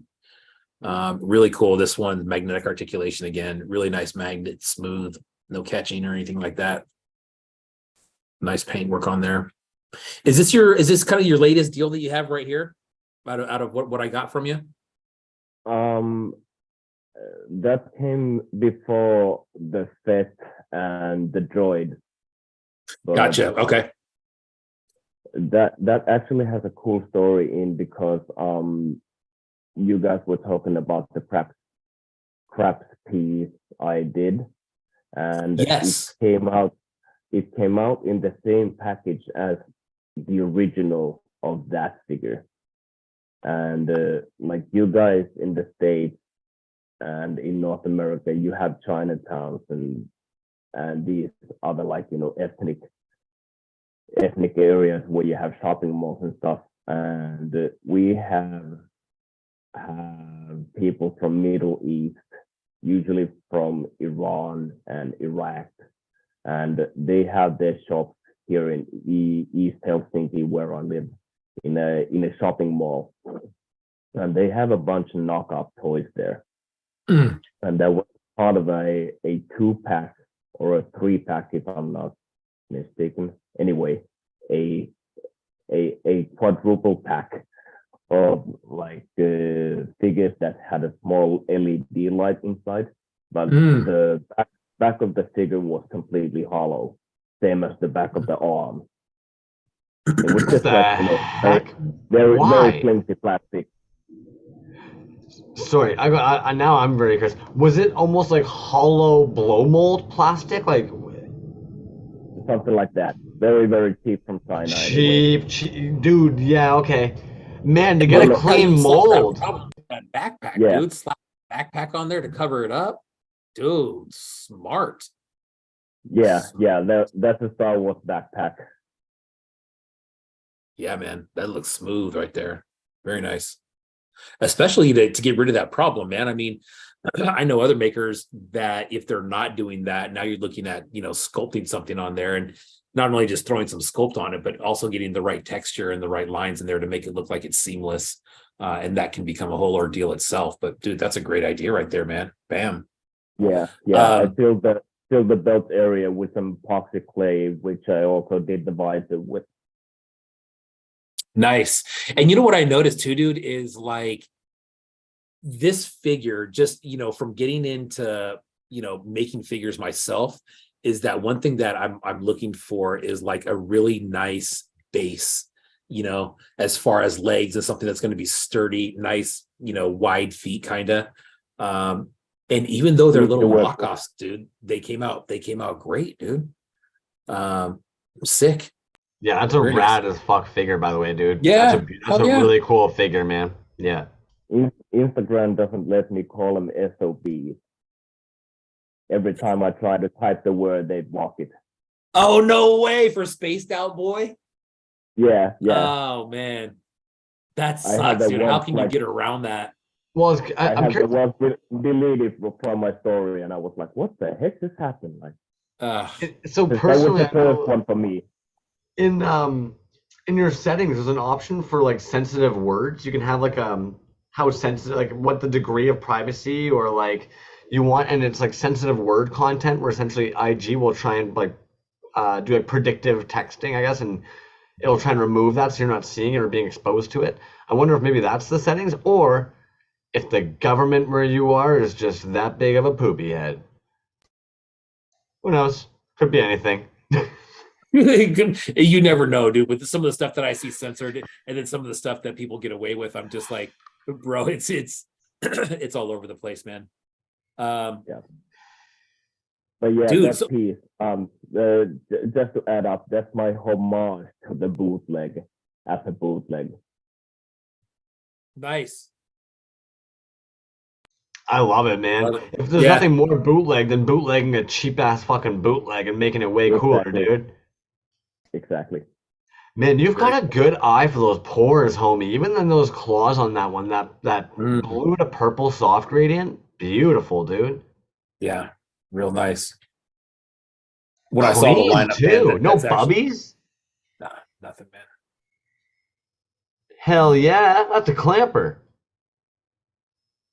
Fuck yeah, ever since I got that pressure pot, no bubbles. Clean, dude. The whole thing.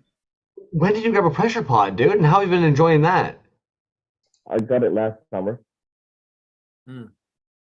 Nice. Somehow I've totally missed that one happen. My apologies, dude. Fuck yeah, man. Damn. B. That's where the majority of the stickers that I got from Brian and from Barbarian Rage and everybody else, they've been ended up on the pop right there. There you go. Nice. How big is that guy next to a 3.75, homie? If you don't mind putting them, because he looks like a beefer. It's a how big is that in gallons? It's a 10-liter one. I'm gonna say 275, I think, yeah. Yeah, like an inch taller, you think? Oh, that one? That's a considerable amount more resin, man. If I had to take a guess, like a 3.75 is usually anywhere between about like 11.6 to like 13 grams of resin. And that dude over there, in my opinion, looks closer to somewhere between like 76 to like 84 grams of resin. And that's not counting magnets. Well, and the arms are big too, man. Are they? Close to maybe 100, 109, 110 grams of resin? Yeah, the body is kind of chunky though. Yeah. Oh. All right, well, now we're going to have to get the scale. We're going to have to pull up the measuring tape. We're going to have to. Sick Dude, if you though. don't mind, because we always like to kind of bug people about this. I would love to know what your silicone is. I would love to know what resin you use. And I would love to know if you typically go with a 1-part cut mold or if you prefer a 2-part mold. Oh, I love these type of questions. I've only or not only but mostly been using smooth on 15 flow as my silicone. You know, just because I'm a slow worker and I really like to degas my silicone like 2 times even before I actually do the pour. And No way. Yeah. Dude, that's so time consuming. It's got to be. But you're noticing like actual results that you enjoy? Yeah. And the thing is, like, smooth on 15 flow isn't supposed to be too bubbly, but like once you actually start to pull the vacuum out, it's crazy. It's crazy the amount. Damn, And, dude. If you don't mind my asking, how long are 2 degassing sessions for you on your silicone then?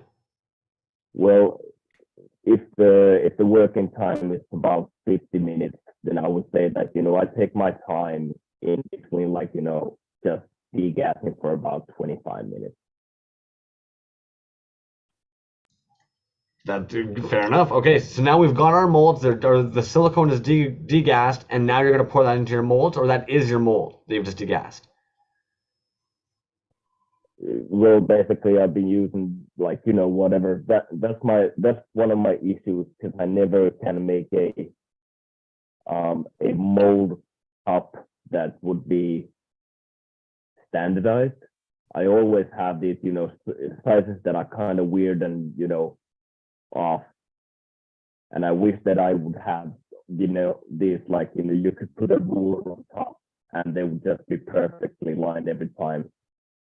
But I usually been using whatever I can find, whether they be just like plastic cups or just toilet paper rolls.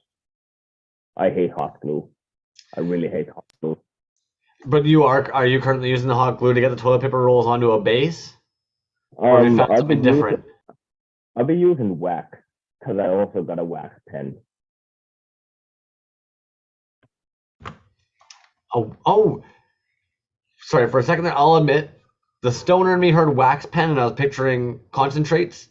And for a second, like, that's a very different pen. And then I remembered, no, wax as a bonding agent, not as a, man, no, Exactly. that's way more intelligent, man. And because then you can reuse all that wax as well and just keep on reusing it instead of the stupid hot glue that, like, nobody's melting up hot glue and reusing that shit. Exactly. But like, I'm such a, how would you say, I'm the son of, all the things around it, like, whatever I've been, learning these tricks from whether it be Craftsman or Robert Tolone or you guys, and just watching your interview thing is like early on, and just taking my ear and seeing what other people are doing and just That's a learning good this shit. man. If anything, it seems almost like you're currently like combining a bunch of really good techniques from different makers, and it's yielding great results, homie.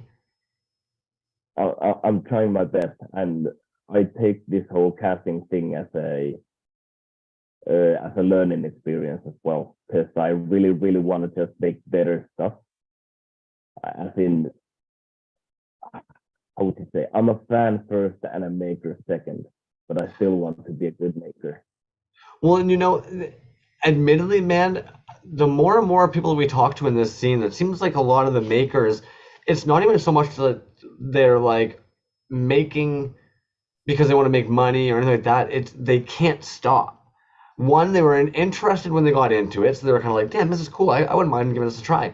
And then once they started, like they just couldn't stop, man. Like the addiction, the desire, their brain was constantly trying to figure out the problem solving, the riddles of how to make something that their brain was now seeing and seeing other people do it and go, "Okay, this is something I'm capable of doing."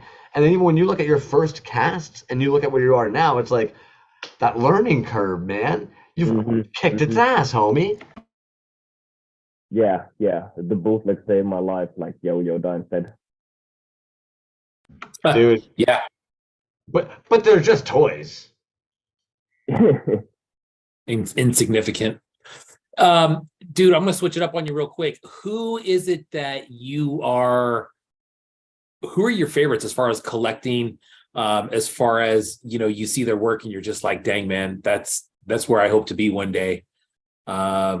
Or who do you have the most of in your collection? All three of those, man. There's so many, but like maker wise, of course, Healy made, he has his stuff outsourced as well. So like his quality, that's something that I'm dying to be, on. And the same as what Galaxor, for example, does. Good one. Yeah. Galaxor. I just love the feel. One of those very important and major things to me in toys is the feel. How it actually, how the plastic feels in your hand. Sure. Yeah. And I just love what those guys have been doing. Who would be second? Well, I have to say One Trick Pony just because I got my first Swampies. Yo, you got a swamp? Nice. I got Dude. two. Yo, dude, that's what's up, man. Okay, sorry, man, because like in my opinion, that's maybe one of like his best made figures. That's like my favorite figure by him, man. That's a clean figure. That's a clacker. Oh, damn, dude. I'm glad. Yeah, two of those bitches. Damn. I wonder who told me about those. Yeah, I was gonna say, don't get Crumbs started on the Swampies. Holy smokes, dude! We will go down a rabbit hole that has no end. We were talking about like influence and inspiration earlier, and that's one of those things that really, really stuck when Crumbs said that the Swampies by One Trick Pony, they are to die for, and ever since then, I just wanted one. Now that I have one, my life is empty. Dude, I agree, man. And I think that definitely Crumb's admiration and supporting and talking about how great that figure is, not only from a maker standpoint and kind of who Max is as One Trick Pony, but the quality of those pieces. And like you said, the feel of those pieces, dude, that definitely added it for me. They were so hard to get, man, when I first came into the scene. I mean, they were extremely hard to get. He wasn't really making them on a regular basis. And after talking to Crumbs and hearing how amazing they are, and I'm just like, man, I want one. And then you're right, dude, you get one. And then that goes back to even your first statement about, Galaxor and Healy Made, how they have a certain feel. It's something that's hard to describe until you feel it. And And I don't know, like, if you have any of the Healy made SWWF figure, but usually his higher end 3.75s at around the 70 US mark, and not the other ones that he's going through. Those ones, I agree 100%, dude. And I think that's one of the things that I really like about his pieces is the feel. And I always ask people, how do his pieces feel like this? The SWWF figures, do they feel like, they almost feel like porcelain to me. It doesn't feel like a resin figure. And I think you're right. That adds a lot to it. Yeah. I don't have any, so I don't know. But they kind of look like more porcelainy to me as well. Yeah, and it's crazy, man. They're resin, but you don't have any. That's good to know. Also, sorry, because I don't think we actually got to the bottom of it earlier. How are you getting your Boba Fett so wet looking from your molds? Because you're saying you're not spraying them with a gloss on that one that looks just like sopping. Dude, you're not putting anything in, like, you don't spray your molds with anything before you cast, or like, what the fuck? If not just regular, like, agent spray, then no. But because if I'm not mistaken, the one that I got for B doesn't have the gauzy glass coat effect on it, because that was one of the first ones that I actually just wanted to ship out before I start meddling with too much, because I think that was the first set that actually got finished as I how I wanted, and that's why I threw it in the box. But I only had that very, very glossy polyurethane varnish over the original model, and that has given so much of that glossiness. And you were asking about resins earlier. That's the Smooth Test 45D. And since it's a translucent one, it kind of has that shiny effect on it already. It needs to be enhanced. I think Porpoise uses the 45D as well. Maybe 65, but I thought it was 45. It's a semi-rigid. Semi-rigid, yeah. So that way you can use the peg joints, and they'll pop in there nicely, and they'll actually flip. Exactly. Dude, I fucking like your brain, homie. That's what's up, dude. That's what's up. Where are you getting your pigments from? Because they're sexy. This is kind of lame. That's just a very, very cheap Amazon choice. I think I only Googled like resin colorants or whatever, and this was, those are actually the first and the only pigments I ever bought. You know what, dude? In my opinion, if they're working, like if they're not being a pain in the butt and you're getting results like that, what's sick is that, I get that, like, everybody, if you ask them, I know right now Solar Color Dust is one that, like, a lot of people really like as well. But if everybody's using Solar Color Dust, then everybody has the same pigments. Everybody's getting the same colors from it. It is nice when you're looking at something and you go, the fuck did you do here with this weird little, like, lemony citrus splurt of whiteness to you? You know what I mean? That was dope in that piece, man. Yeah, because like I'm getting bored of those colors myself, but then I also gotta think about what's out there in that way. And the old pocket. Because even I really, really love these, some of these color combos that I have. Like this that's like a banana popsicle, winner, dude. Man. Yellow is a winner. A nice one. And without the blue, this is just like yellow snow. Not so tempting. Nice. But when you match it with the blue, it just becomes a whole nother thing. Now, dude, before we kick you out of here, because we have had you for a little bit, one of the questions in the chat is, their worst villain ever is curious, which wax pen are you currently using? Because you mentioned you have a wax pen.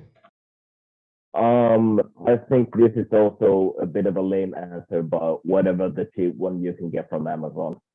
Well, dude, there's no lame answer, homie. That don't buy.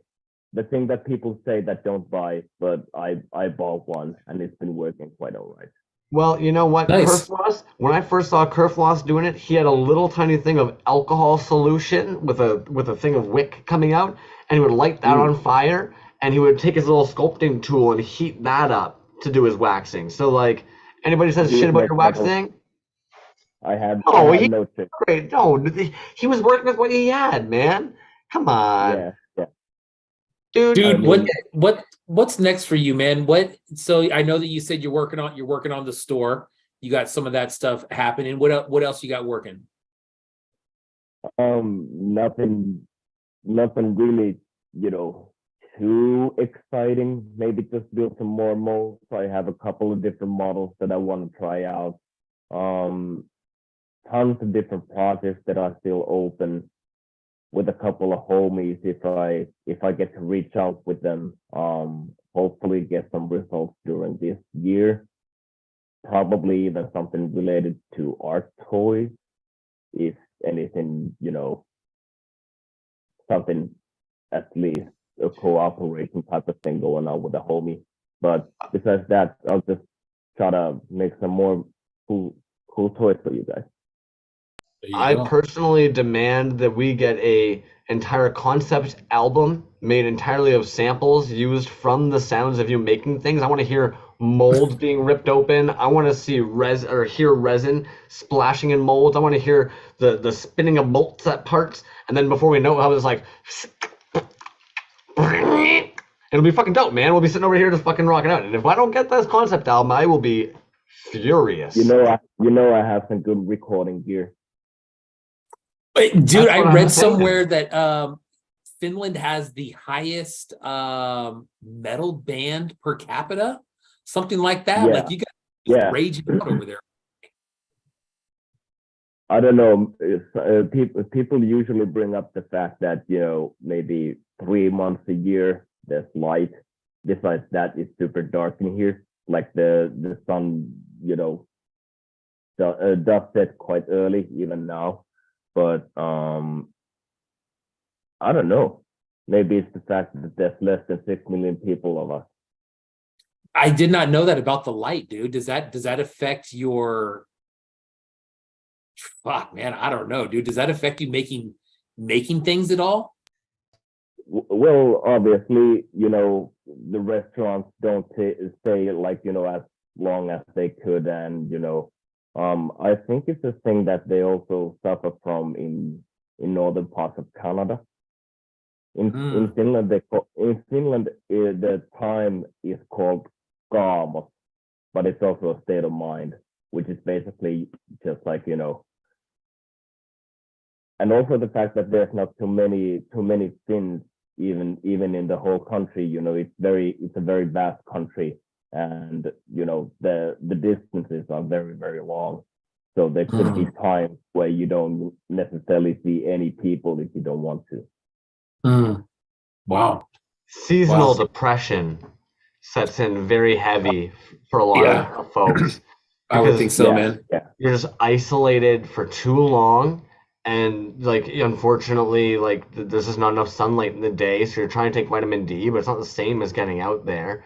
So yeah, man. And then you guys have it worse probably. Like you said, it's further north for us, but it's that same issue. And even people like in this far north will be like seasonal depression disorder, where they maybe have no depression every other time of the year, and then winter hits, and they just can't get out of bed. They give up everything. It's tough, dude. And then admittedly, we always talk about how like the environmental conditions can affect casting. Like if it's really damp and wet, hella can't cast. If it's too cold, you know what I mean? How do you find that affects your ability to cast? Like, do you have to really watch what times, what days, what the temperature is doing, what the environment's doing? That's crazy because I never had to do that.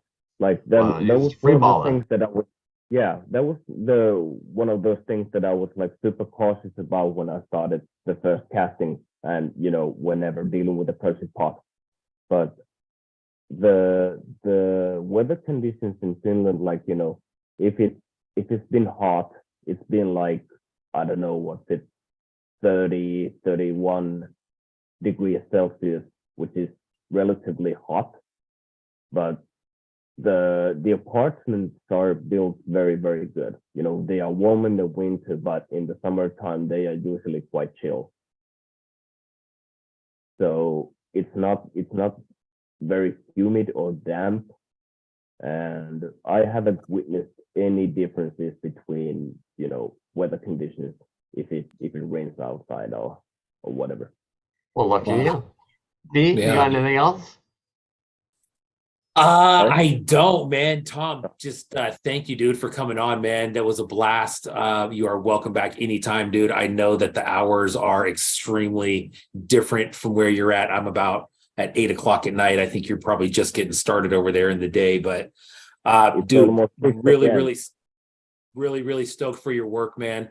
All this stuff is super clean. I can't wait till you start selling it at a higher volume, dude. I think people are really going to love this stuff. If you don't have any of Tom's work, please go over there and check it out. Give him a follow when this stuff starts becoming available, or if you have something available, let people know about it for sure. Let's get a box together. If anybody has something they want to send to Tom, let's put a box together, man. If we want to do a joint order and order a bunch of stuff and get it up there to where it makes it worth Tom's while to go pick up a box from us, let's do it, man. Let's get the ball rolling on that. So Crumbs, what do you got, buddy? Dude, it was fucking amazing seeing your face again. Do you have anything before I kick you the hell out of here? Nah, just do Oh, everything. dude. Just for the viewers, do everything what B and Tom say, and everything will be all right. Shit, we're in trouble, Tom. No, you know what I love about that though, I think, man, and I don't know if I don't know if it was intentional or not. Listen to this dude, Rufus. Do everything he tells you and you'll be all right. So, and Ted, don't forget to set your watch back. Sorry. you know what? I forgot to show this to Tom, but next box that we send out there, man, I'm going to make sure he gets this because I know that he's a G.I. Joe fan. I got this included with the massive mini horse box, and I was trying to read it earlier, man. It is a Cobra Commander has given you the honor of enlisting at the Cobra Recruitment Center immediately. This is some sort of G.I. Joe Cobra Commander coin. We all know I don't know shit about that. Coming your way, Tom. Next box. Great guess, dude. That's cool, man. Here's something about the Finnish language. I don't know if you knew this or not, dude. I actually did some reading up on that. And do you know how long it takes to become fluent in the Finnish language? Enlighten me. 10 years. 10 years. And that's studying that shit daily, bro. Can you imagine? I mean, when you're born, it doesn't even take you 10 years to learn your native language. But 10 years to learn that language is crazy. And it was funny when he was saying that it gets annoying talking to people in English all the time. But with this other toy maker out there, he believes he's from Singapore. That's what their commuting is in English. I felt like a Philistine asking that originally, man. That, like, dudes, if anybody's got advice in the chat for the old Crumbs here, how to not sound like a friggin' redneck when he tries to ask people their maybe cultural questions, you know what? It's fair, man. There's no harm intended by it at all. And I mean, I think sometimes we just need to ask stuff how it, like you said, no disrespect ever, especially over something like that. But sometimes you just got to ask the question and say, man, how do you communicate out there with a melting pot like that? How does it work for you? Is it English? Like, I've never been to Finland. Like, well, I you and I, we don't have to really deal with, like having like, oh, what the fuck? Sorry, Mechaduck just said, got the first code on your toy, Crumbs, and I didn't know he had a toy for me, so I'm like, well, I don't know what you're talking about. Sorry. Yeah, man, if somebody's talking toys all the time, if you guys were always talking French, I could piece things together, and I'd make sense. I even feel bad, like, I talk really fast, right? If I was somebody a little bit more conscious-minded, I would have slowed down a bit for homie tonight, right? These Yeah. like not spoken louder, just slowed down a bit. Like, but these are difficult things, man. And being a global community, it sometimes is a little bit more difficult. Like 80% of our community does end up coming from the States. Even somebody like Titty Bean, a lot of the Australians we've met, they are Australians. They're like like born and raised, but again, like they're Caucasian dudes like us. You know what I'm like? Yeah. And so the reality is, it's hard. Yeah. Porpoise said about the Finnish language, he said that every letter is always pronounced the same way, no matter what. Imagine that, dude. Imagine that curveball. Yeah, that's crazy. But anyways, man, really cool that Tom is out there making stuff, man, in Finland. Phenomenal, Hopefully man. that scene grows out there, dude. It really is. I'm not shitting anybody when I say this is a clean ass 3.75. It's clean, dude. The magnet work is clean. Well, some of those pieces he was saying are like a year, 2 years old, right? Like, what's insane to me is to think we weren't seeing this when we first came out. We weren't seeing this, dude. You know what I mean? Cats who had been in the game for a year, 2 years weren't doing this. It's taken them maybe 5 years to get this. Ordinary's killing it. Shogun's killing it, or Shotgun's killing it. Fuck me. Nim killing it. Like, fuck, worst villain ever, killing it. Dude, the knowledge base that has been set as a foundation, I said it like maybe a couple of weeks ago. It's sad that at one point there was a grouping of individuals that felt like hiding and taping over your materials and like gatekeeping all this information was the way to get more sales and be growing a scene, when all of a sudden we've seen every fucking time we sit with an artist, when we ask them, dude, everybody in this scene has been so willing to tell me what to do, and Porpoise is pointing me towards this, and Titty Bean pointing me towards this, and so sent me the link for these magnets, and so told me to use these pigments. And it's like, oh, weird. We all get more fucking cool toys. We all get people inspiring other people, motivating other people, sharing the resource bank so that way we can get cooler fucking toys, and people aren't sitting there wanting to shoot their brains out because they're investing so much money into this thing and it's pouring into nothing. And the ones that are, we're hopefully catching them and sending them DMs saying, hey, after the show, we're going to chat. You know? There you go. There you go. And another really cool story of someone who was just kind of not really into it, but then started looking into it and was like, oh man, I think I'm into this. You know what I mean? How many times have you heard that, where it's just like, you don't really go and seek these things out. You see them and you're just like, whoa, what's that? And then like, it's over from there, you know? Don't get me wrong. Addiction is bad. Watch out for your homies if you're concerned for them, all that fun stuff, right? Escapism, all that good jazz. But if at the end of the day, you know somebody out there that has found a creative outlet and they are loving it and it is hurting nobody, you leave that motherfucker alone, okay? Yeah. Just let them create, walk away, let them just do their thing. If you don't, just fucking walk away. Yeah. And when we do get ready to send a box out there, I'll do the same thing that I did last time with the Titty Bean box and the Bliss Receptor box, actually. And I'll just put it out there and say, hey, box is going out in a couple weeks. Who wants to send something? And then we'll make that happen. So really cool, man. That was a good one. That was a good one. Hey, before we get lost in the sauce of tabs. Yes. We're doing the one Anchorfist giveaway, right? One Anchorfist giveaway. I love it. I'm going to show the wheel. If you guys don't see your name on the wheel, please speak up. We'll try and get you on there as we're going through those tabby-doos, okay? Here's one thing I did want to tell you real quick that I did. I realized the other day after I bought my DesignerCon ticket. I'm going to DesignerCon. You're going to DesignerCon. Yeah. We're on a collision course, my friend. It's going to be Toys Alive in person for I know. Do we need to do some sort of broadcast from there? I think we probably do. Maybe if we just walk around. And you know what? I've got to make sure that I get this out there, not to make anybody uncomfortable. I hope it doesn't make them uncomfortable, but huge thank you to Death and Strawberries, who reached out and was like, hey, homie, we would love to have you at our booth helping us, because last year we were a little overwhelmed with all the things to do. How would you feel if you holed up in our hotel room with me and the old Kerf Daddy, and we put you at our booth? So massive thank you. And admittedly, dude, I don't know if many of you guys realize this, but Death and Strawberries is one of those individuals. He's a very dear friend of mine. He's going to be a tab that I pull up here this evening. He has absolutely invited me into his home. It is absolutely beautiful. And not just on the fact that he's kind of like, hey, yeah, dude, come to Arizona instead of California and we'll drive up together. But the amount of times that dude will be like, hey, man, we're chatting, and all of a sudden I got put down on the island of the kitchen, and I've got little ones coming running up, showing me stuffed animals, making noises at me, and then running away.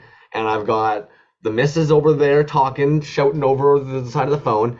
And suddenly there's this phone in the island of their kitchen while they're just going about getting their dinner going and all that jazz. And man, I am very excited. Like it's going to be very lovely to be able to see them, get to catch up, and then drive over to Decon, see all the homies. What is life sometimes? You know what I mean, man? We can complain all we want, but what the fuck, dude? Oh, that's going to be wild, man. That's going to be wild. I mean, there's always a lot of people there. And that's, I mean, what I've noticed over the last few years is that how just surreal it is to me. I'll never forget the first time that I went there, dude. I went there and I'm just walking up, like, where's the line? And here comes fucking Eddie, Resin Blood. And I'm just like, he's a surreal character, man. Like when you see him, he's a surreal dude. And we talk about that, him and I a lot, where a lot of people they're very standoffish when they see him and they're just like, I don't know, he looks a little rough. It's probably like seeing Axl Rose walk up to you or something, or like, you know what I mean? Or like fucking like the dude's like a celeb, homie. He's got like air about him, like in a good way. Monster Vat, what's up? Yeah, dude. And it's just a complete opposite, dude. He's such a good dude. And so we're kind of chatting a little bit, and then Fat Dad's Toys is right there, and I'm just like, oh shit. And then you walk inside, and it's just it's cool, man. It's a really good time. It's a really good time. I'm glad you're gonna be there, dude. That's gonna be wild, man. That's gonna be a good time. I'm gonna have to have like a little Roomba or something with a permanent Swiffer behind it for every time I meet somebody. Oh, and the Roomba will just around my feet. Make of that what you will. Oh man, that's funny. What you got? Oh, giveaway time. As promised, I'm going to show the wheel. I'm going to make all of you sit through all those tabs to find out if you won or not, but I want to make sure that we've caught you first. So I'm going to give you a quick little glimpse here to see the wheel. So if you didn't get your name on there, you can get your name on there. I'm glad to have the Strawberries, PK Mates, Worthville, and Everett, T. O'Keefe, Carolina Coolcat, Johnny Marbles, Daz Wizard, Wisconsin Custom Crafts, Street Fight, SPDX, Grey Skull Toys, Botman Republic, Dre Zayas, Duke Festival, Wisco Wraith, Mr. Ordinary, Summer Coast Station, Hell Radical, Slightly Drift, Skilled One, Pocket Salsa, Von Fake Name, Semico, 8-Bit Mike, Uncle Spank, Linz the Rapaway, Bliss Perceptor, Dropout Jock, Daniel Anthill, which, by the way, dude, we will toss some more of your giveaways out in the following weeks. I appreciate those again. Just want to make sure I touch that. Fletcher Sandvik, Mothman Republic. I think I've got you on there twice, homie, because you're just so lovely. Mothman Republic actually posted something in his stories this week. If anybody is actually somebody who bakes up their modeling, he was using a cork, and the cork actually had some plastic in it and ended up exploding and ruining his sculpt. So make sure if you're going to be using a cork, I would have never thought, but apparently double check that the cork's actually made of cork. Fletcher Sandvik, Folklorian, Dylan Clement, Rhythm Blood, Bootleg Toyco, Rainbow Kiss, Porpoise, Shotgun, Karaoke, Nim Studios, Mechanaki, Kelly, Wargo, and Monster Vat Toys, which Monster Vat, homie, I've got a little tab for you, dude, because I saw you posting up a storm this fucking week. Glad to see you back, homie. It's very lovely seeing you posting. Alrighty, if you guys didn't hear your name, I'm going to stop sharing now. We're going to pull open some tabs. If I don't have you on there, I will add you on there. Ocular Rhombus, thank you. You're missing somehow, my friend. I am very, very sorry about that, dude. Not intentional. See, and this is why we started doing those little practice double checks of the wheel first, because somehow Crumbs would miss you guys. I don't want to miss you guys. Rec Shop Resin, thank you very much. I've seen you pop in a couple of times, dude. And B even had your toy. I should have had you on that wheel. Recollection. Did you get Recollection? What's up, man? I did not. Recollection Toys. What is going on, dude? Boom. Thank you very much. Skyjacks, not your name. You. Just what we call you. Who else you got there, B? Rec Shop. You get Rec Shop on there? I've got Rec Shop, Monster Vat Toys. I've got Kelly Wargo, Monster Vat Toys, Rec Shop Resin, Recollection Toys, and Skyjacks. What about Marbs? Johnny Marbles is up at the top here. You bet. Nice. Absolutely. Right next to our buddy Jazz Wizzy. Sweet. Nice. Oh, Sasmax, Stormy, Adam. Oh, Stormico, my bad, homie. My fucking bad, dude. If anybody hasn't seen Stormico, oh, there goes DNS right there. Yo. Hey, DNS. I was just talking about your family, and I'm pretty sure I talked about your family a lot today. Proud of you, dude. Somebody said, Pocket Salsa said you better be getting Eddie tattoos. And yes, I have talked to him about that, so that will probably happen, hopefully. Also getting some more work done by Hurt next week, right here. Bam. It's going to be a good one. I'm gonna put it out there again. I'm gonna keep on saying this until all the homies. We're gonna slowly do it. And I understand I'll have to be the first one, but Canner stamps, Canner stamps, Canner stamps, Canner Oh stamps. shit. Okay. Okay. Okay. Alrighty. Has been Toys, dude, chiming in. You're like, you know what? I do need an Anchorfist. Everybody can suck my D is for Dracula. Nimmy, you're on there. Pocket. Man, that's gonna be a great show, dude. I can't wait for that one. Diaz Dracula, the Furby show too is gonna be good. But another 2 weeks in a row, man. I think this is back-to-back months now, or at least two shows. Shit, dude, we'll probably hit 4 shows in 2 months or 4 shows in 3 months, something like that. But and there's more out there that we didn't even cover. So We try, man. If anything, the Furby one, I can't believe that it's a month before we're already seeing pieces kind of appear for that. I have one Furby piece, and I know that I said I wasn't gonna be talking about the Furby show, so before anybody starts storming me, being like, "Well, my Furby piece wasn't shown," it'll be shown. The reason why this Furby one is in here because I've got this guy's dick so crammed in my fucking mouth tonight. Apparently, I can't not pull up this tab. So the reality is, Death and Strawberries. Typically, this dude's a fucking workaholic. He is working on stuff, but he typically will make things for shows or like Decon for last year. So, in my opinion, man, this is an example, just like with Worst Villain Ever, when we're looking at what you can do with wax, where if you make a wax sculpt of something, how much you can do with putting epoxy on there and just reworking that sculpt until you've got some fresh pieces, man, and some really cool designs. And in my opinion, like, this is an example of some of that craftsmanship that we don't get to necessarily see all the time from Death and Strawberries in the scene that I'm really stoked for you guys to get a little look at, man. I think this is a great example of his abilities to make a mold, to make a cast, to be doing sculpt work. Like, they're rad, dude. So congratulations, man. Solid work, man. And again, I'm not trying to like put main focus on Death and Strawberries. But unfortunately, we don't get a chance to go to his page much besides like the Scraps show, and the dude is fucking killing it. So yeah, put some of that D in your mouth too. Dark Rainbow Toys has a new site up, and I wanted to make sure everybody knows that he's got some stuff in the shop because he's another one that oftentimes people are watching and waiting for them to do drops. Homie finally decided, you know what? I'm sick and tired of you all sliding my DMs, begging me for rad toys that I've got for you. He's probably not. He's a beautifully nice fucking gentleman. So guaranteed, if anything, he wants the DMs too. But if you're somebody who's scared like a deer, you can always hop over to his store and just buy them. You don't even have to approach an artist. You can just be like, you know what? I'm sitting here drunk off wine. It's Thursday night. I want to fucking buy some toys. If you're also just looking for some things for future purchasing, we've lately been talking about Pendragon a lot. And in my opinion, this is one of those fine examples of somebody who is taking the action figure form and absolutely bending it into an artistic medium, man. And it's a prime example even sitting on this marble block, dude. You know, at the end of the day, Pendragon, homie, I know that you've got the little vans off the wall. You've gotten some recognition for some of your work in the past. You're typically pushing the boundaries. This is the beauty, dude. Bro, that one, the black drippy one before, I saw that and I was like, oh man, that is freaking stellar, dude. It's love stellar. That. Admittedly, like you just called it the black drippy, and a shiver went down my spine. You know, I was seeing this girl once. She would call me the white drippy, and hey, okay, all maybe right. Maybe back to the Roomba with the broom on it. Anyway, Splendid Editions. What is up? If you guys aren't familiar with this artist, in my opinion, you are missing out. This dude is absolutely astounding and a phenomenal sculptor. And his pieces, for whatever reason, are dirt cheap. This piece right here is fucking rad as shit, too. It's like a two-piece thing. It sits, you can take this guy off the bottom. Anyways, we're going to go over to his site real quickly, and we're going to show you some pieces under $30, because I think they're in there. Fuck. He's got his shop down right now. You can all fucking flog me later. Monster Vat Toys, what up? God damn it, man. Just my luck, eh? Dude, this is one of those cats that, if anything, right near like the very beginning of us doing Toys Alive, we were like, hot damn, a Canadian. We don't get to see Canadian toy makers too often. And this guy's busting out a bunch of fucking rad-ass pieces. I think you've even got the totem piece. You've also got this really cool piece that you use to hold your pen. Yes. And it's like a 1 of 1, maybe a 2. But dude, nice to see yes, you right there. Here. Yeah, dude. The Plague. Sick. Love that thing, man. Yeah, Plague Doctor, right. Why am I so blind tonight? There. Beautiful sculpt work on that, man. Does Monster Vat? No, I'm curious. Artist for sale. Send a direct message. This is some of that new work. He just popped up. Sinner for sale.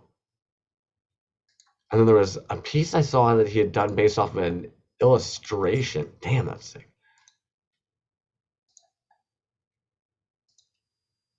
Now it's Stacker. Now I just feel like an idiot. I swear I saw something earlier that. What do I know? Monster Vat Toys, get your butt on over there. We were talking about at the beginning of the episode, man, a double giveaway happening. I don't think I missed this. If I missed the date, guys, please, again, tell me I'm a moron. Giveaway details. September 17th. So you guys have 3 days to get it on this. Rules. Ocular Salsa giveaway. Follow myself and Ocular Rhombus. So you've got to be following the Pocket Salsa page and Ocular Rhombus page. You have to like this post, repost your story, and tag it. Tag a friend so that they have the opportunity of winning this fucking rad as shit bundle deal. And the draw will be on the 17th. What a bundle.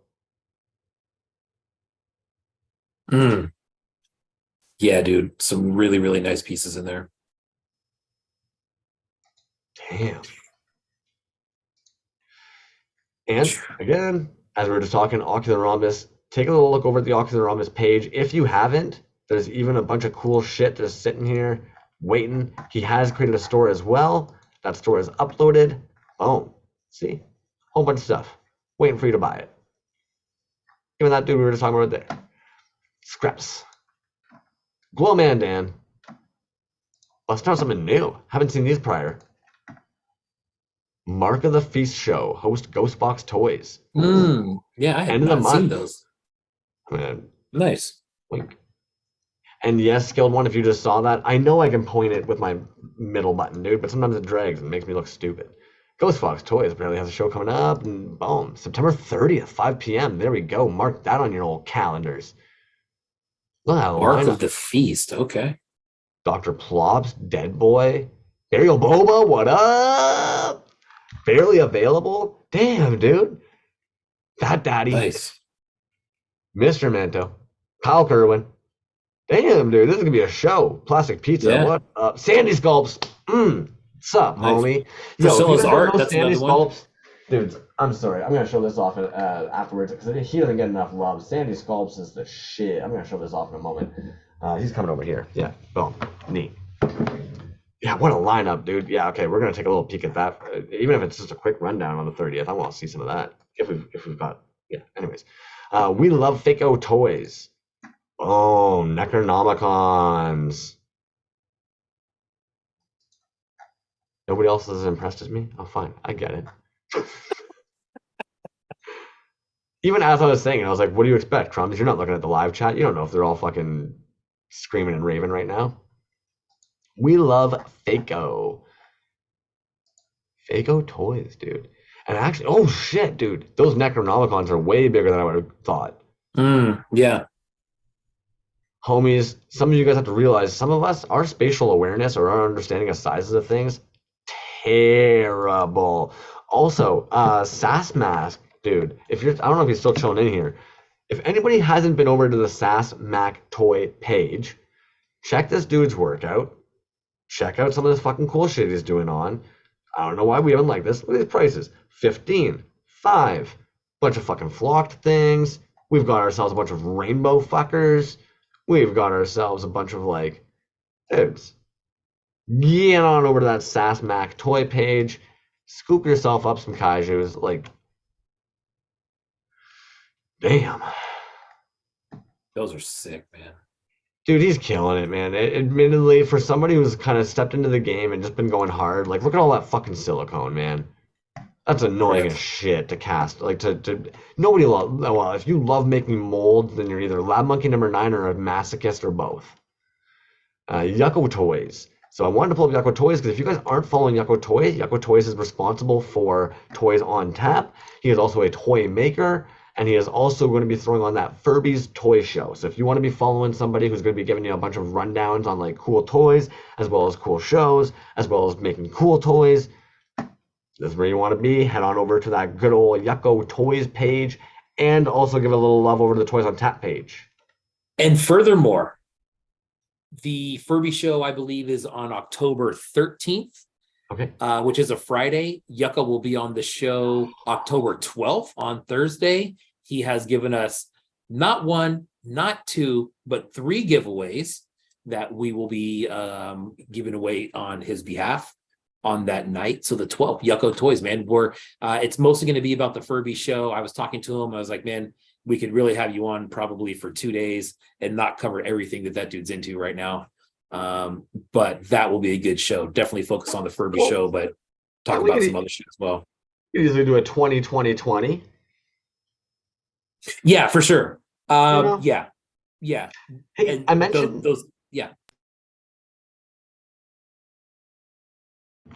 I'm so sorry. You go ahead. No, but nope, we're good. We're good. I was just saying that 2020 could really be an hour. I mean, even our Toys on Tap, like we cut that way short, man. It was still over. I want to say, what was it? 2 hours, at least 2 hours. He was good. He was good though at just kind of being like, next question, next, and keeping us on track. We suck at that. We could we could have a guest come in. The guest could say, "Sorry about that. I had to readjust. My bra was bothering me." And next thing you know, we're talking about bras and wires and who invented them for 3 hours. That's just our show. First thing you assumed that there was a female on the show, which I'm not sure why you jumped to that conclusion. I said a bra. I did not say a broad.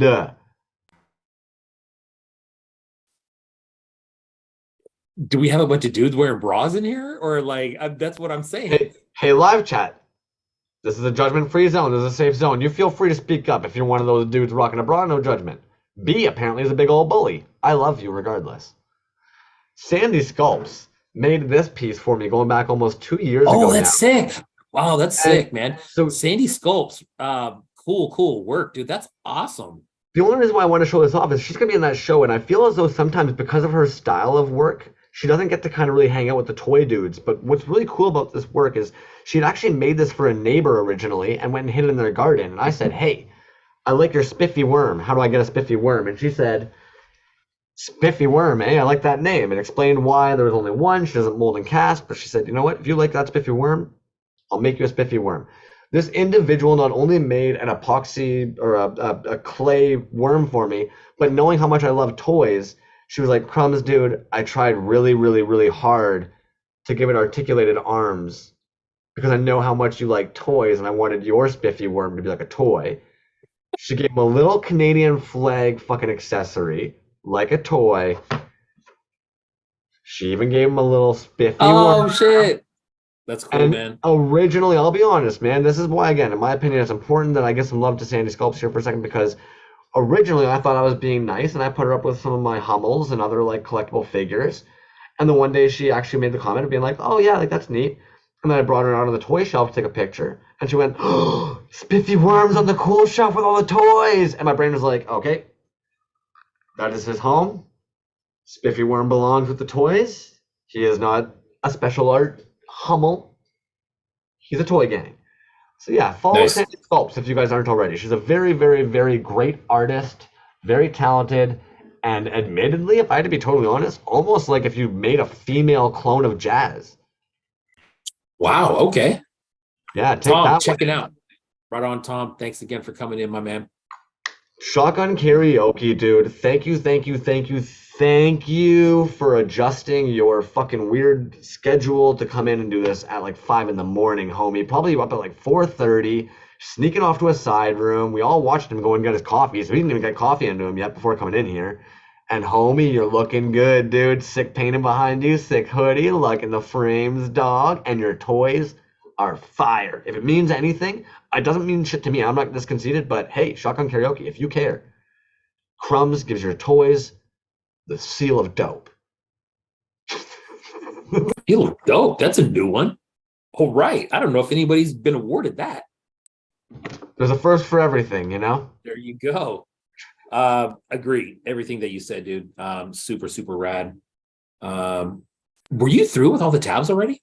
We're through with the tabs. We're going to pull up a wheel and we are going to give away a fucking Anchorfist, dude. And we are going to get out of here at 2.5 hours like the machines we are, because at episode 70, we're well-oiled robots. Dude, you know what? I'm just gonna say this, dude. I think in the interest of time, I like that first hour where it puts us on a schedule. You know what I mean? Like, hey, we got the guest coming in an hour. We need to get all this shit out, and then that next hour is dedicated to the guest, and then we wrap it up, dude.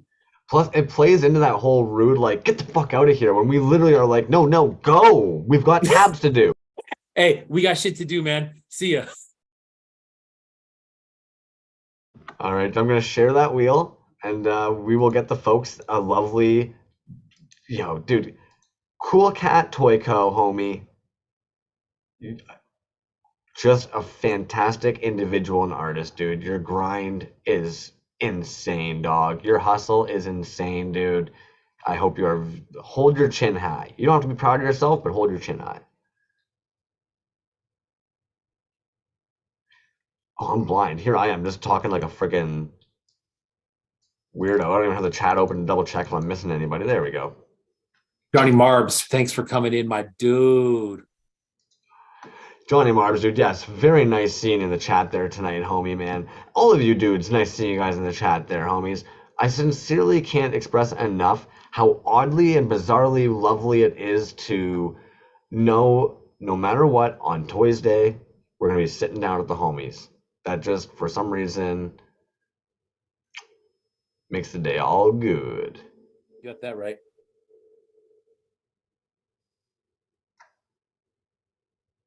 All right.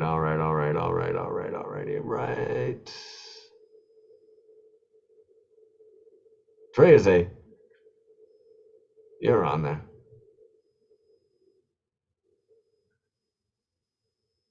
Dude, Toyz too. If anybody's not following Toyz, yes, great maker, but that dude's spirit. Go check out the fucking Toys on Tap interview with Toyz. That dude's heart, man, and just the way he talks, dude. Fuck, that guy puts a smile on my face. Sorry.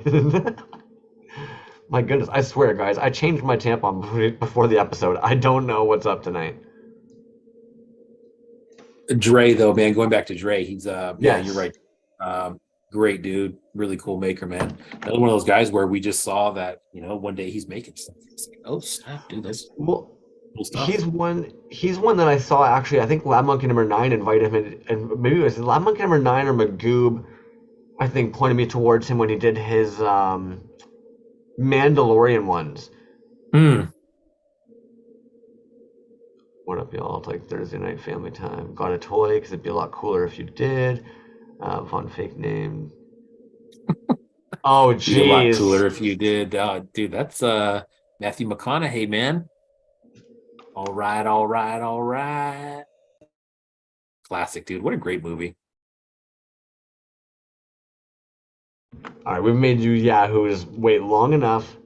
I'm apologizing in advance if somehow I've missed scanning the crowd for any of your faces.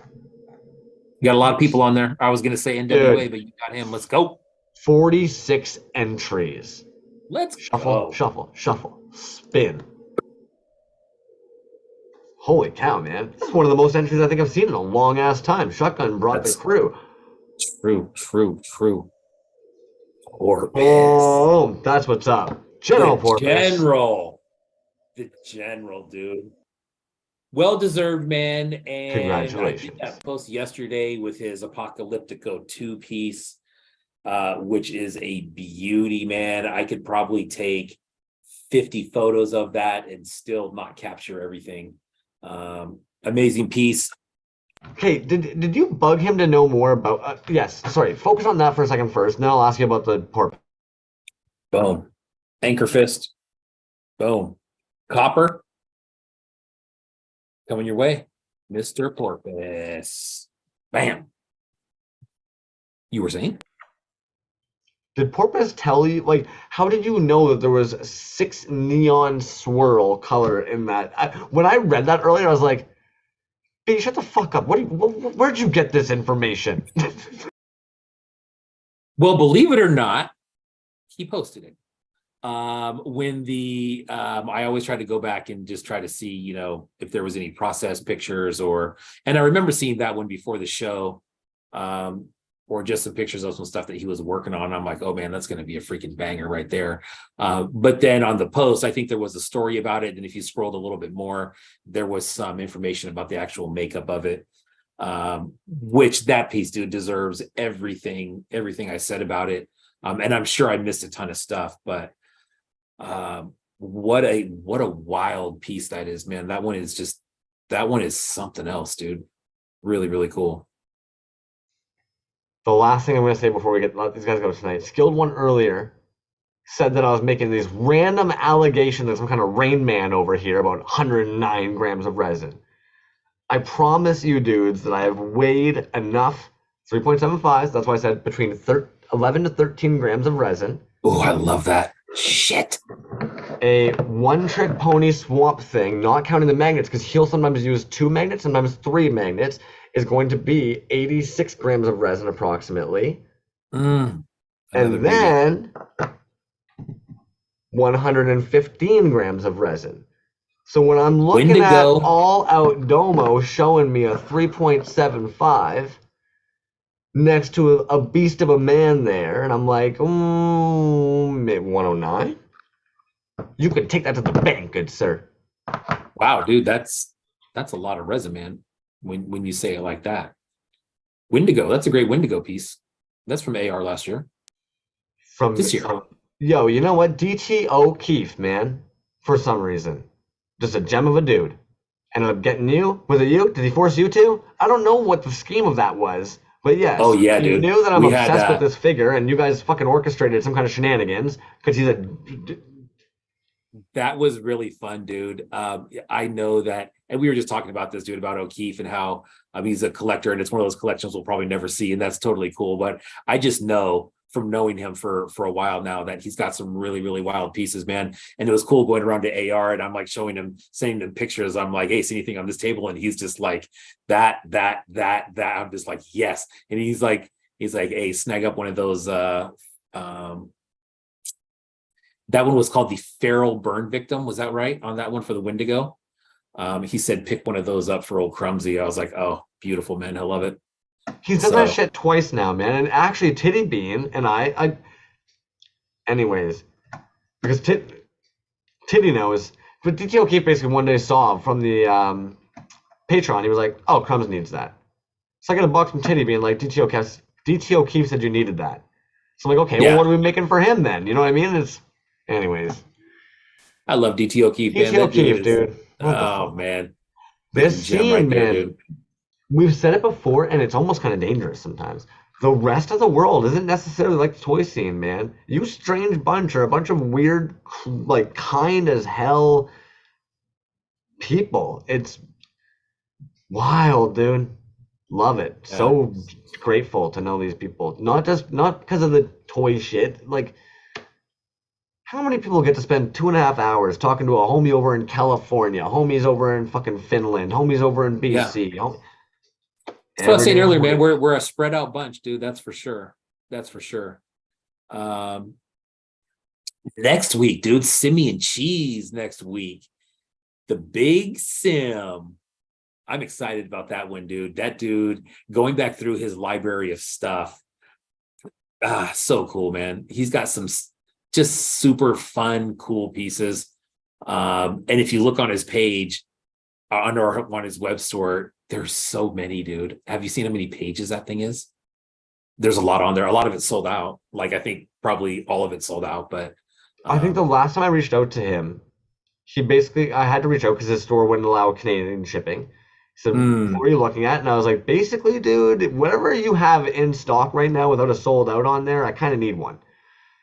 The dude sent me a box that had anything basically on his store sold out or not with one in there. It was almost kind of like he was like, oh, you want the Simeon Cheese library? No problem. I can do that for you. You know, it was like, what the fuck? You're suddenly looking through there being like, well, I would have asked for one of these, but it said sold out. And I would have asked for one of these, but it said sold out. And you're like, I think he's going to be like a glass of ice cold water on a fucking hot day, man. That guy is going to be a blast.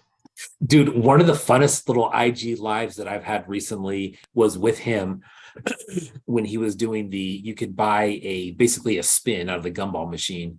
And there was different things in there. There was the Mayor McCheese. There was the Mr. T head. and I think there was the little nuggets in there. And so I'm watching this thing, right, like seeing what I get, and it lands on free spin, and I'm like, yes. So I get that, and then you get another one, and I end up getting 2 free spins, at least something like that, dude. So I came out with this haul of stuff, and they're all just super, super cool, dude. They go right with his right with the other pieces that he makes, dude. But they're just, they're the smaller, just like, oh man, dope. Mr. T-headed Mayor McCheese. Why not? Get out of town all day, any flavor. I want it. He's fun, man. Yeah. Even so, the first time I interviewed him, and again, I'm not gonna ruin too much. We're gonna stay with him. It's gonna be lovely. But he literally was showing me. He's like, "Oh yeah, right now I'm working on these." And he's got these little hamburger helper hands, and he's like, "I'm just obsessed with these right now." And he's like, "I've got a gang mold on them where I can do 10." And I'm like, "What?"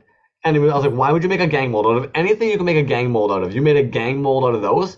And his instant response was, "Yeah, I just wanted to see them in big piles of colors and be able to run my fingers through them. I kind of want to just drive around the city and just unroll my window and just throw handfuls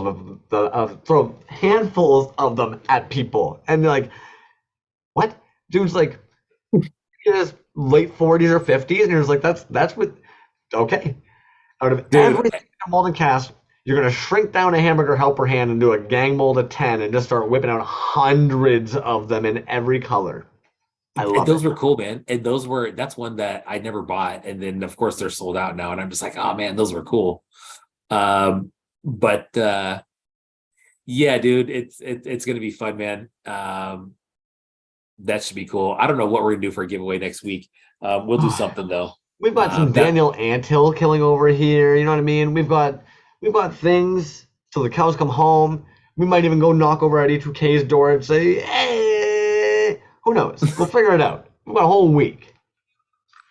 You got that right. It'll be here before we know it, man. Tom, thank you again for coming on, dude. That was super rad. And next week's going to be a banger, man. Should be another good one. Be safe out there, dudes. Don't be afraid to reach out if you guys need a hand. I know we're always doing that whole, like, if you see somebody who needs a hand. I can't stress enough.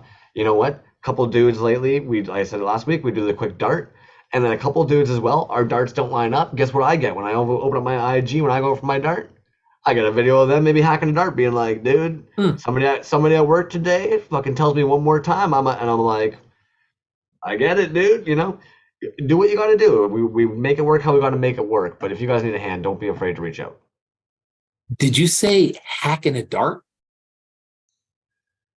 Hacking a dart, man. I like that. Smoking a ciggy. Real quick, dude. I was gonna say something a couple minutes ago, and Worst Villain Ever just jogged my memory on it. He says, "I want whatever rubber grows in water." That's something that I'm very interested to talk to Simeon Cheese about, because I've talked to him about that before. Is the shrinking and growing? There's a very cool story behind that, man. Well, but there used to be a dope ass smooth on material that used to do it. Now you've got to fucking do the roundabout ways. Right. And I think that's where the story comes in, because there was a point in time, I think, where he had found someone who was like making it. I don't know if they're making it exclusively for him, but he was still doing it. But it's an interesting process, man. I know that Babadrock got involved in that a little bit. And I've seen it. Skilled one. That's what, back to how dudes don't hide knowledge. Share that knowledge.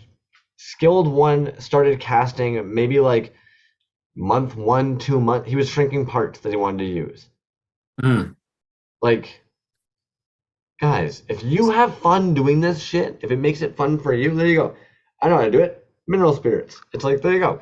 If you're having fun doing this shit, don't hide it from other people, because you're just literally gatekeeping the fun. They're going to have a learning curve as well. They're not going to all of a sudden surpass you overnight because you've shared some ideas. They'll just have fun. Have fun. 2.5 hours, dude. We did it. Well, we did it. We got damn close. That 4 minutes. It's because you were late. You're probably Dude, relax. Try to have a great night, man. Everybody else